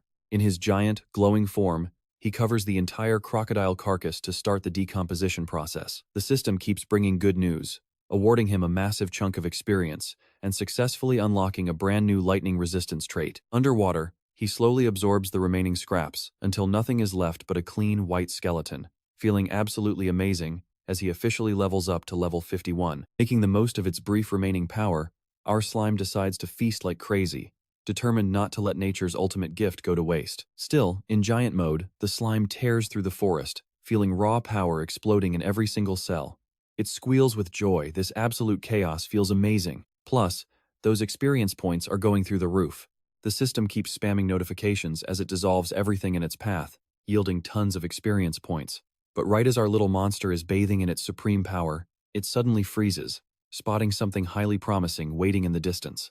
Right across the swamp lies a massive mangrove forest, looking way greener and more lush than its current spot. The slime is absolutely amazed. Oh wow, there is a giant mangrove forest right across, way more fertile than this boring place. The slime assumes a rich environment like that must be crawling with high-level monsters, perfect for farming experience. That brilliant idea, the slime excitedly wonders why it should not just go check it out. Skipping any hesitation, it dives straight into the deep water only to instantly get targeted by a school of aggressive, level 19 piranhas. They charge like arrows, using their razor-sharp teeth to rip and tear into its slimy body. The system instantly spams emergency alerts, warning that the slime is under heavy, relentless attack. Total health loss has already exceeded 1,000 points. Oh my god, it barely saved up this size, and these little thieves are stripping it clean. The slime roars in anger. How dare these tiny fish show off in front of me? Watch me absorb you all for some quick healing. It begins swallowing the fish to recover its vitality, but reality hits hard as the healing rate cannot even keep up with the damage it is taking. The slime bitterly realizes this trade is not worth it at all. The enemy forces keep growing, as thousands of piranhas swarm into a literal whirlpool of death, slowing its movement speed to a crawl. The system alerts scream as its health drops by 3,000, then 5,000 points in the blink of an eye. Our slime starts panicking, realizing its massive mistake. There are just too many of them, and being slowed down in the water makes it impossible to react. Right now, the damage taken is far higher than what it can regenerate. Even though they are just low-level garbage under level 20, the system begins explaining how its giant body from the Devourer title makes it an incredibly easy target, but the slime just screams in pure despair. Yeah, I get that you are smarter now, but this is not the time to explain the game mechanics. If this keeps up, I am going to die. The fish open their bloody mouths, aiming straight for its single eye. Yep, this looks like the actual end. Chewed to pieces, the slime screams in pain as its health plunges by a whopping 20,000 points in an instant. It cannot just stand there and die. It immediately activates its plasma jet, using every bit of strength to launch itself out of the water like a rocket. It lands safely on the grass, but its body has shrunk back to its tiny, cute size. Watching the piranhas thrashing wildly in the lake, the slime anxiously asks the system if eating more honey would let it grow giant again. The system confirms that it is indeed possible, though the active timer will not reset, leaving it with less than 20 minutes left. Refusing to give up, the slime continues its giant rampage, rolling through the woods and flattening absolutely everything in its path. Experience notifications keep flooding the interface as it decomposes the local flora. At this point, its body is so covered in wood, rocks, and debris that it looks like a giant moving mountain. The slime notes in surprise that while the terrain has stopped shifting, the plants are still growing at an insane speed. The magic power of the nourishing sanctuary is truly incredible. Riding high on excitement, a bold idea pops into its mind. Thinking about it from another perspective, taking down the church might actually be a walk in the park. It figures that even without dragon breath or sharp claws, its greatest weapon is raw energy. Having survived the hardest initial phase, all that is left is to grind mechanically like an absolute beast. Daydreams of a grand crusade with infinite decomposing, infinite absorption, and infinite evolution, just grinding day and night, and within a single month, I will have the church trembling as my slime army marches right up to their gates. It laughs triumphantly, but the system immediately pours cold water on its dreams, stating that it will not work. Our confused slime blinks, wait, what? Why not? The system loads up the data, throwing a super dry math formula in its face to explain. Basically, the higher its level gets, the experience gained from decomposing low-level items drops exponentially. If the level gap is over 100, the experience gain drops to a measly 0.6%. Now the slime finally understands why its level has not budged, despite all that grinding. Irritated, it snaps. Can you not just show the exact experience points? The system coldly refuses, claiming that doing so would consume way too much of the server's processing power. To make matters worse, the nutritional overload state officially ends, and the requirement to trigger it next time will multiply by 5. The slime is instantly forced back into its tiny form, leaving behind a messy pile of bones and trash. Back to being a little guy, I guess. The slime thoroughly complains about the system's incredibly robotic customer service attitude the second the giant buff wears off. It demands the system quickly empty its inventory, getting a very brief reply of understood. Instantly, its small body starts contracting violently from a deeply uncomfortable, bloated feeling. Pushing through the pain, it starts throwing up like crazy, spitting out all the bones, rocks, and garbage to lighten its body. Looking at the massive pile of trash at its feet, it realizes that to level up faster, it needs to find some actual, worthy opponents. Under the glowing red sunset, our little slime follows tiny streams deep into the mysterious mangrove forest. Since the tide has finally receded, it starts wondering what kind of wild creatures are lurking around, waiting to be hunted. However, the muddy reality of this place quickly grossed it out. Covered in thick sludge, it complains that being naturally sticky was already bad enough. But adding gross mud to the mix is just unbearable. Honestly, looking at this messy, dirty glob of goo makes you just want to gag. Looking around the muddy flats, the slime notices a ton of strange holes scattered at its feet. Why are there so many holes here? It creeps over to the biggest one and pokes its head inside to investigate. Hey, is anyone home? Come on out so I can take a little bite. But instead of a tasty meal, a random fin slaps it straight across the face, leaving our slime totally dazed and confused. Caught off guard, its face is now completely covered in black mud. Furious, it screams, "You have crossed the line. Just you wait." Showing zero mercy, the slime dives straight into the hole to hunt down the offender. A bizarre-looking fish suddenly leaps out of the mud to make a break for it. The slime proudly yells out, "Another fish? Now that we are on land, I am not afraid of you anymore." The system identifies it as a level 17 mudskipper. Pretty impressive, so do not take them lightly. The moment it lands, the fish opens its mouth and lets out a high-pitched screech, leaving our slime totally stunned. Can this weird thing actually scream? Right after that call, dozens of other mudskippers start crawling out from the surrounding holes, completely surrounding our slime from all sides. It quickly realizes it has stumbled right into an ambush of pack-hunting creatures. Since they stick together, the danger level of this swarm is way higher than a single level 17 monster. Facing the massive crowd, the slime maintains an incredibly smug, confident look. Trying to bully me with numbers? You really think I came to this fight alone? It begins spreading slimy veins across the ground, shouting out summoning jutsu. Oh yes, it is calling in its own squad for a grand showdown.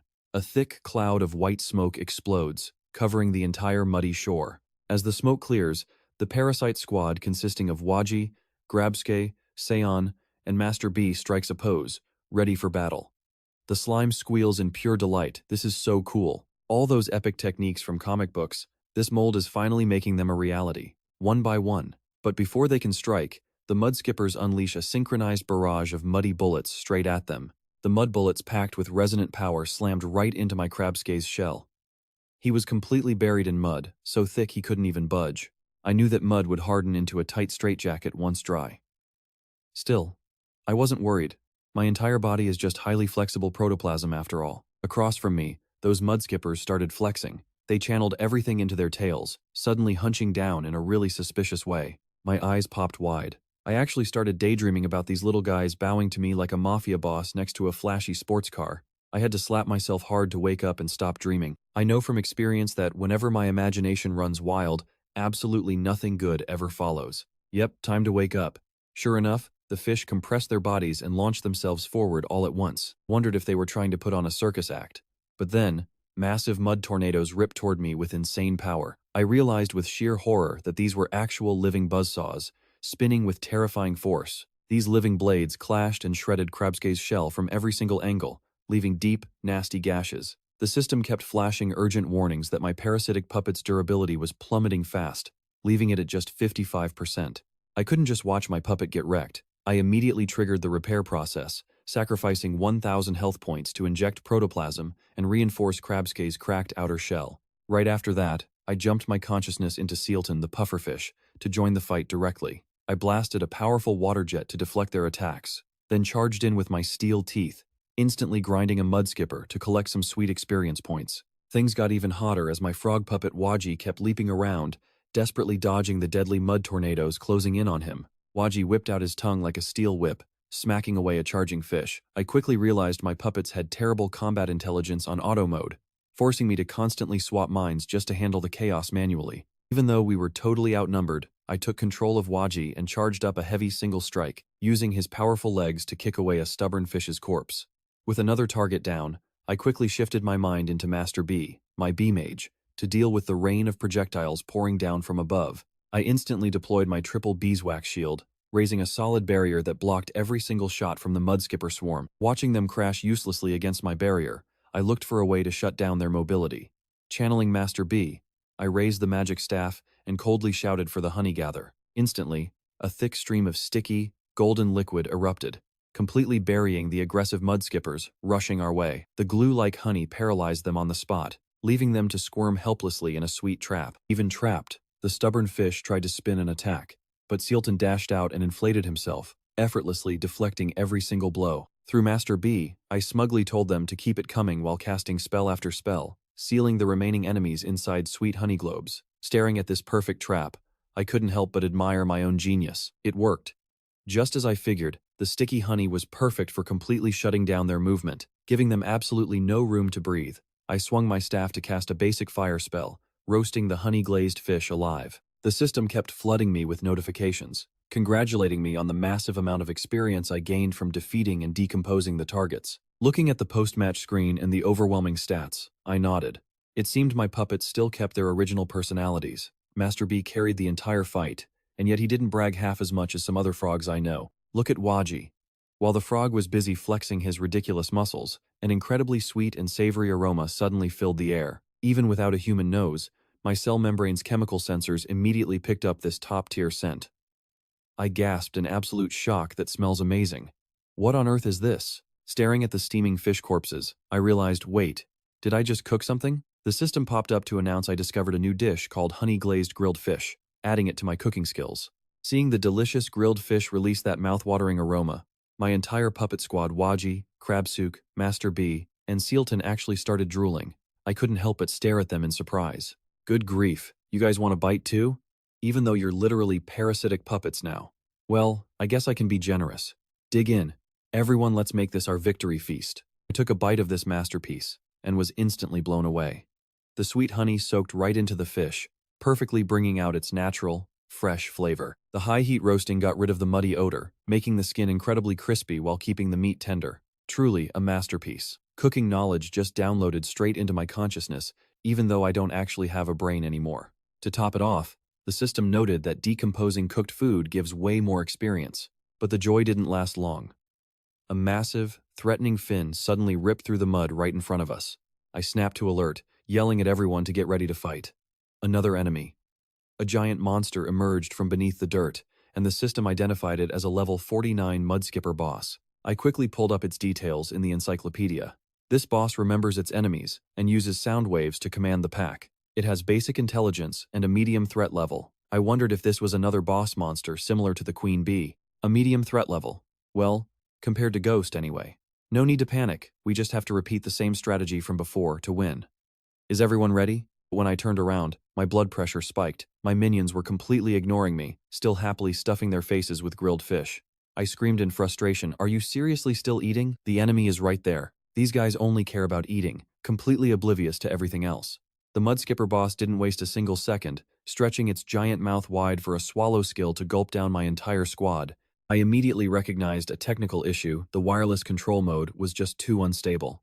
I needed to switch to a wired connection to boost the signal. Instantly, I shot out 4 protoplasmic strands from my body, plugging them straight into the puppets' backs to lock in a direct link. With this physical connection, my commands would travel instantly from my main body. While the precision wasn't as perfect as possessing them directly, this method allowed me to command multiple puppets at once to coordinate synchronized combo attacks. I smirked to myself, isn't this basically puppet mastery? Man, I look so cool. Meanwhile, The giant boss started casually eating the corpses of its own fallen minions, which made me realize it was cannibalistic. It didn't hesitate to eat its own kind. Driven purely by instinct, its actual intelligence seemed pretty low. Giving it no time to digest, I loudly ordered an attack, pulling the strands to make them leap into the air together. Under my direct control, Waji closed in on the target, channeling energy into his glowing red tongue for a charged strike. But before he could land it, the mudskipper's flexible tail whipped him away. Master B, my bee mage, immediately swung his staff and launched a fire spell to strike back. A fireball exploded right on the boss, but it instantly activated a mid-tier magic to manipulate the surrounding mud. A massive wave of dirt surged up to shield its body, making me gasp in complete surprise. Mid-tier magic. Despite looking stupid, this boss actually possessed higher magic than Master B. Realizing I needed a meat shield to break through, I issued the command, "Krabsuke, get in there." But the crab suddenly disconnected on his own, leaving me furious. What nerve! How dare he disconnect and disobey my orders just because he's busy enjoying his meal? Hey, you don't mess with a guy's food. The system immediately informed me that in auto mode, parasitic puppets could choose their own optimal actions, which apparently included disconnecting. Our slime mold friend stands completely stunned as Krabsuke starts radiating a brilliant golden light. The little crab is evolving. Turns out, this greedy crustacean just kept stuffing its face to trigger an on-the-spot molting process. A powerful new beast emerges, the mighty swamp crab king, boasting an iron-hard shell and claws capable of crushing pure metal. Not about to let this slip away, the slime mold instantly triggers its consciousness transfer to hijack this boss-tier vessel, laughing in absolute triumph. Unleashing a cheeky laugh, she gloats, "Heh, I am piloting a literal swamp crab king, while you are just a third-rate mudskipper boss." It then steers its massive new body forward, aiming to completely crush the oversized mudskipper with its massive claws. The crab roars, getting ready to strike, but the mudskipper boss acts fast, retaliating with its signature fish fin boomerang skill. A deep blue wave of energy shaped like a boomerang shoots forward at lightning speed. It slices the massive crab king clean in half in the blink of an eye. The slime mold is left utterly speechless, getting instantly one-shot. Why did that happen? Well, turns out a freshly molted crab has 0 combat stats. Desperate for answers, the slime mold actually finds the truth hidden in the system's cooking skill page rather than its combat tab. Turns out, after molting, her brand new shell actually needs 10 whole days to fully harden. This is the exact moment its defense is at absolute 0, but the meat is at its absolute peak of deliciousness. She even gets sidetracked reading a crispy fried crab recipe, drooling over how tasty it sounds. Shaking herself out of the culinary trance, she angrily scolds herself for looking up recipes mid-battle. Meanwhile, the smug mudskipper boss begins putting on a massive show, flexing its power to intimidate its opponent. The monster flexes, snapping its dorsal fin with a sharp click before smugly rubbing its head in a clear provocation. Enraged by this arrogance, the slime mold roars out, "Fine then. That is exactly what I expect from an intelligent beast. Are you really trying to pick a fight with me?" Knowing that taking down this boss will yield a massive mountain of experience points, she finally decides to get dead serious. She immediately activates her search skill, dispersing her entire body into a glowing golden network across the ground. The boss can only blink in complete confusion as wriggling slime threads silently creep and weave deep beneath the thick mud. Out of nowhere, she swings her heavy iron mace in a thunderous strike, yelling, "Found you!" A violent crash echoes through the swamp, leaving the monster only enough time to let out a painful shriek. Unfortunately, a system notification pops up.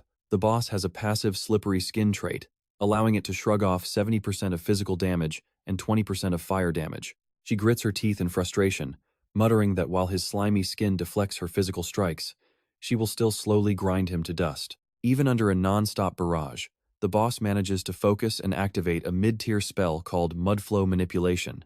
Instantly, the surrounding swamp floor begins to churn and shake violently. Churning waves of heavy mud tear through her carefully laid search network, leaving her in a total panic. She curses under her breath, "Damn it, my ultimate battle formation has been completely shattered." Out of nowhere, Master B leaps into the fray, brandishing a wooden staff that blazes with fierce fire magic. A deafening, earth-shattering explosion rips right through the thick mud. The mudskipper boss freezes in absolute shock, its eyes bulging wide as the blinding light wraps around its entire body. The swamp field quickly turns into a chaotic, deadly war zone, with danger lurking in every direction. Taking full advantage of its home turf, the mudskipper boss summons sharp mud spikes that shoot out of the ground to hunt Master B midair. The slime mold realizes with absolute dread that the enemy has taken complete control of the entire area. The monster is weaponizing the entire swamp, It has an insane home field advantage, and she realizes she might have underestimated this opponent. It is vastly stronger than any average beast of the same tier. Clearly, monsters with actual intelligence are just on a completely different level of power. Glaring with pure murderous intent, the boss lets out a furious roar and unleashes its devastating fin boomerang technique once more. A spinning vortex of energy chases her relentlessly, forcing her to scramble for safety through a hail of flying mud. Just as she is about to get hit, the brave pufferfish leaps in as a meat shield, making her scream out Sealton. The loyal pufferfish tries his absolute best to hold the line, but the sheer force of the impact triggers endless system warnings. The durability of the parasitic puppet plummets down to a critical 23% in a single heartbeat. A final system alert rings out. The parasitic puppet has been completely destroyed. In that split second of life and death, she only survived because Sealton threw himself in the way. Pausing in somber silence, she whispers, "Thank you, buddy. Your sacrifice will not be in vain." Seizing the opening, she slides forward and clings tightly to the mudskipper's fin, without taking even a scratch. He lets out a highly triumphant roar, "Got you." Instantly, she triggers her breakdown skill. The system confirms a successful decomposition and awards her massive experience points, leaving the mudskipper trembling in absolute horror as its prized fin vanishes into thin air. Seeing the mighty boss completely bald without its fin is so ridiculously funny that the slime mold cannot stop laughing. The monster flies into an absolute rage, its eyes turning bloodshot as it screams that it will kill her. She freezes in sheer disbelief, unable to believe her ears. A fish speaking human language? Now that is completely wild. A quick explanation from the system reveals that extreme emotional spikes and intense battle stress can trigger intelligence evolution, allowing magic beasts to grasp human language. Refusing to let her breathe, the enraged boss immediately casts its mid-tier mudflow spell again, raising solid pillars of earth to trap her. But even when surrounded by these massive mud barriers, she remains completely unfazed, scoffing that this is absolutely nothing. "Time to wrap this up," she declares, confidently lifting her heavy iron mace. After all, she has used this exact weapon to take down holy tier fallen beasts before.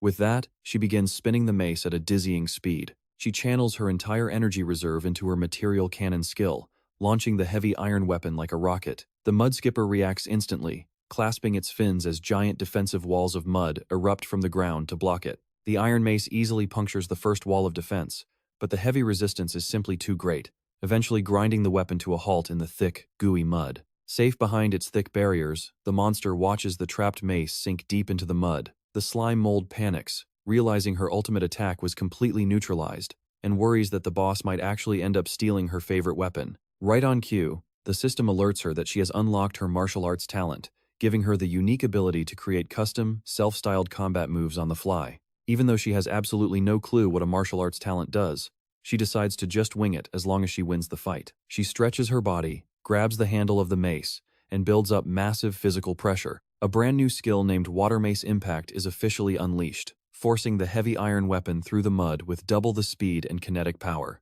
The devastating strike completely obliterates the final mud barrier, slamming directly into the boss's face before it can even react. Mud rains down everywhere from the sheer force of the impact, and the giant mudskipper collapses to the ground. Letting out one last puff of smoke in sheer disbelief, the boss completely stops breathing. Meanwhile, at the sanctuary of the royal capital, a solemn, tragic atmosphere hangs over the temple as the red sunset bathes the towering spires. Merlin's candles of destiny have remained dark for 3 straight days. Looking incredibly grim, Pope Vios solemnly announces to the gathered crowd that all of her destiny candles have gone out, and there is absolutely no sign of them ever relighting. It seems she has ultimately made the ultimate sacrifice. Standing before the grand 7 holy knights in the magnificent assembly hall, the Pope confidently declares his world magic can no longer detect any trace of ghost, meaning the threat is officially eliminated. Yet, Va, the guildmaster of the Red-Eye Guild, remains incredibly cautious. Merlin was always a master strategist, likely leaving behind several backup plans. On the other hand, Ghost was trapped inside that swampy forest, slowly rotting away for more than 2 whole years. He finds it hard to believe that even in death, Ghost could drag Merlin down to the grave with him. Suspecting that the villain still has an ace up his sleeve, Va suggests burning the entire forest to the ground. However, the Pope rejects the idea, stating they need the forest's life force for their upcoming ritual. He emphasizes that they must quickly fill the empty seat in the 7 Holy Knights to keep the Great Ascension plan on track, announcing that the perfect candidate has just arrived. Stepping confidently into the Grand Hall is Louisa, Merlin's top disciple and a legendary S-class adventurer of the Blue Heart Guild. Unlike her arrogant master, Louisa looks like a total coward, trembling and crying her eyes out. Dia, the high and mighty guild leader of Holy Anthem, takes mental notes. Well now, is that Merlin's little disciple?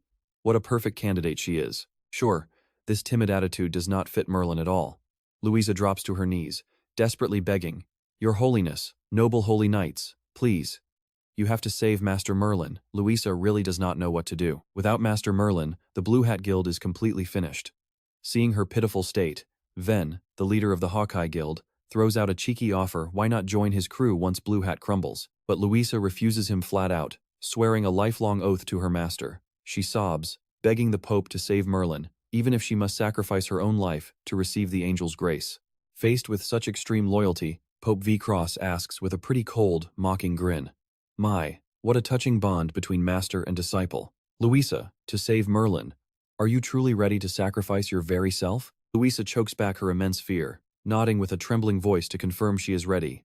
But Pope V. Cross coldly bursts her bubble, announcing that even angels are not all-powerful. Merlin's soul is totally gone. She is never coming back. Before all the gathered holy knights, he officially issues the decree. I declare that starting today, the Blue Hat Guild and the title of the 7 Great Holy Knights will be inherited by you, Louisa. In the quiet, empty hall, Louisa's loud sobs echo out, Oh no, Master Merlin. But her dramatic grief is quickly cut short by Ven's harsh, mocking scolding. Enough, stop crying and show your gratitude already. Countless warriors stronger than you cannot even dream of this holy title. Louisa quickly wipes her tears, bowing her head in complete submission. Lord Ven is absolutely right to teach me, Louisa says obediently, promising to fulfill her master's legacy and serve the Holy See. But in her mind, she recalls the last time she met her master. Louisa went into a dark room where her tracking magic was flashing a desperate red alert. She called out anxiously, Master, the spell suddenly triggered. Did something happen? Are you okay? Right before her eyes, a withered, skeletal hand reached out, trembling in the dark. Merlin's ruined, broken body lay collapsed on the floor, gasping for breath in absolute, agonizing pain. Suddenly, the dying woman's eyes snapped open, wide with horror. Grinding her teeth in pure hatred, Merlin muttered, That damn ghost. Luckily I prepared for this by planting soul fragments in all my disciples. Louisa has the highest compatibility, so I will possess her body and revive. She wheezed out the command, Louisa, come here. Quickly, come to your master. Give me your hand. But Louisa stood frozen with a creepy smile, coldly replying, I do not want to touch you. See, as long as I do not touch you, that seal you put in my heart won't trigger. You know, Louisa secretly read that dark magic book of yours. Talk about a crazy plot twist. She is no naive chicken. Merlin panicked, screaming, How dare you disobey your master? Hurry up and save me. There is no time left. She began to beg in total despair, Please, you can have anything. I will teach you everything. Just save me. Louisa clasped her hands, pretending to feel bad. Oh, master, do not be like that. I will help you right now. She slowly pulled out a heavy, dark spellbook oozing with pure evil energy. Without a single second of hesitation, Louisa slammed the heavy book repeatedly onto Merlin's dying body. Blood splattered across her face, her wide, wild eyes flaring with absolute greed and unhinged, crazy madness. Louisa will help you find peace, she whispered. Once you die, everything you own belongs to me, and only me.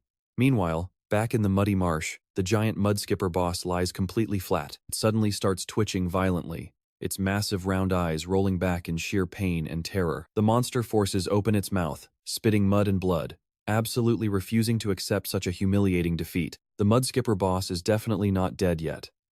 Hiding deep under the thick mud, it grinds its teeth in pure hatred. Damn it! Seeing the system remain completely silent with no experience points pop up, our slime mold immediately realizes the boss is just faking it. Not risking even a single second, it urges its frog puppet to run for dear life. Waji, hurry up. Safety first. Retreat is our best play. Suddenly, the ground shakes violently as the crazy mudskipper boss tunnels through the mud like a bullet. The slime looks back and screams in terror. It is catching up. Realizing a drag race on this wide-open mudflat is total suicide, it immediately shouts to Waji, Take a turn over there. Do not try to outrun it in the open. They dive straight into the dense mangrove forest, hoping the tangled roots will slow the giant beast down. Hiding behind a massive tree, our slime holds its breath, desperately trying to calculate its next move. It knows its water drill charge needs a good running start to build up enough power, but with a boss this smart, there is no way it will fall for the same trick twice. Plus, fighting a mud-manipulating boss on its own home turf is a nightmare, so risking a direct fight seems pretty dumb. But before the slime can even plan, The boss finds their hiding spot. You yellow bastard! Did you think hiding there would save you? Man, this fish holds a serious grudge, and it is absolutely determined to wipe our slime off the map. Giving the slime no time to react, the boss unleashes its mid-tier magic called Flowing Sediment spell at maximum range. Our hero is shocked to realize the ugly truth. Can this move actually scan the map? The beast roars triumphantly as it spots them. Found you. Trapped in a corner surrounded by mud-covered roots, our poor slime can only cry out in pure desperation. Are you absolutely kidding me? Don't you ever get tired? When will this nightmare end?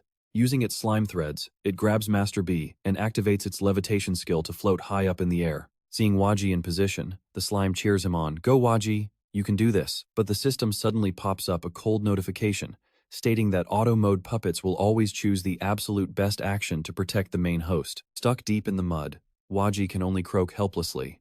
The mud skipper boss glares with intense, murderous rage.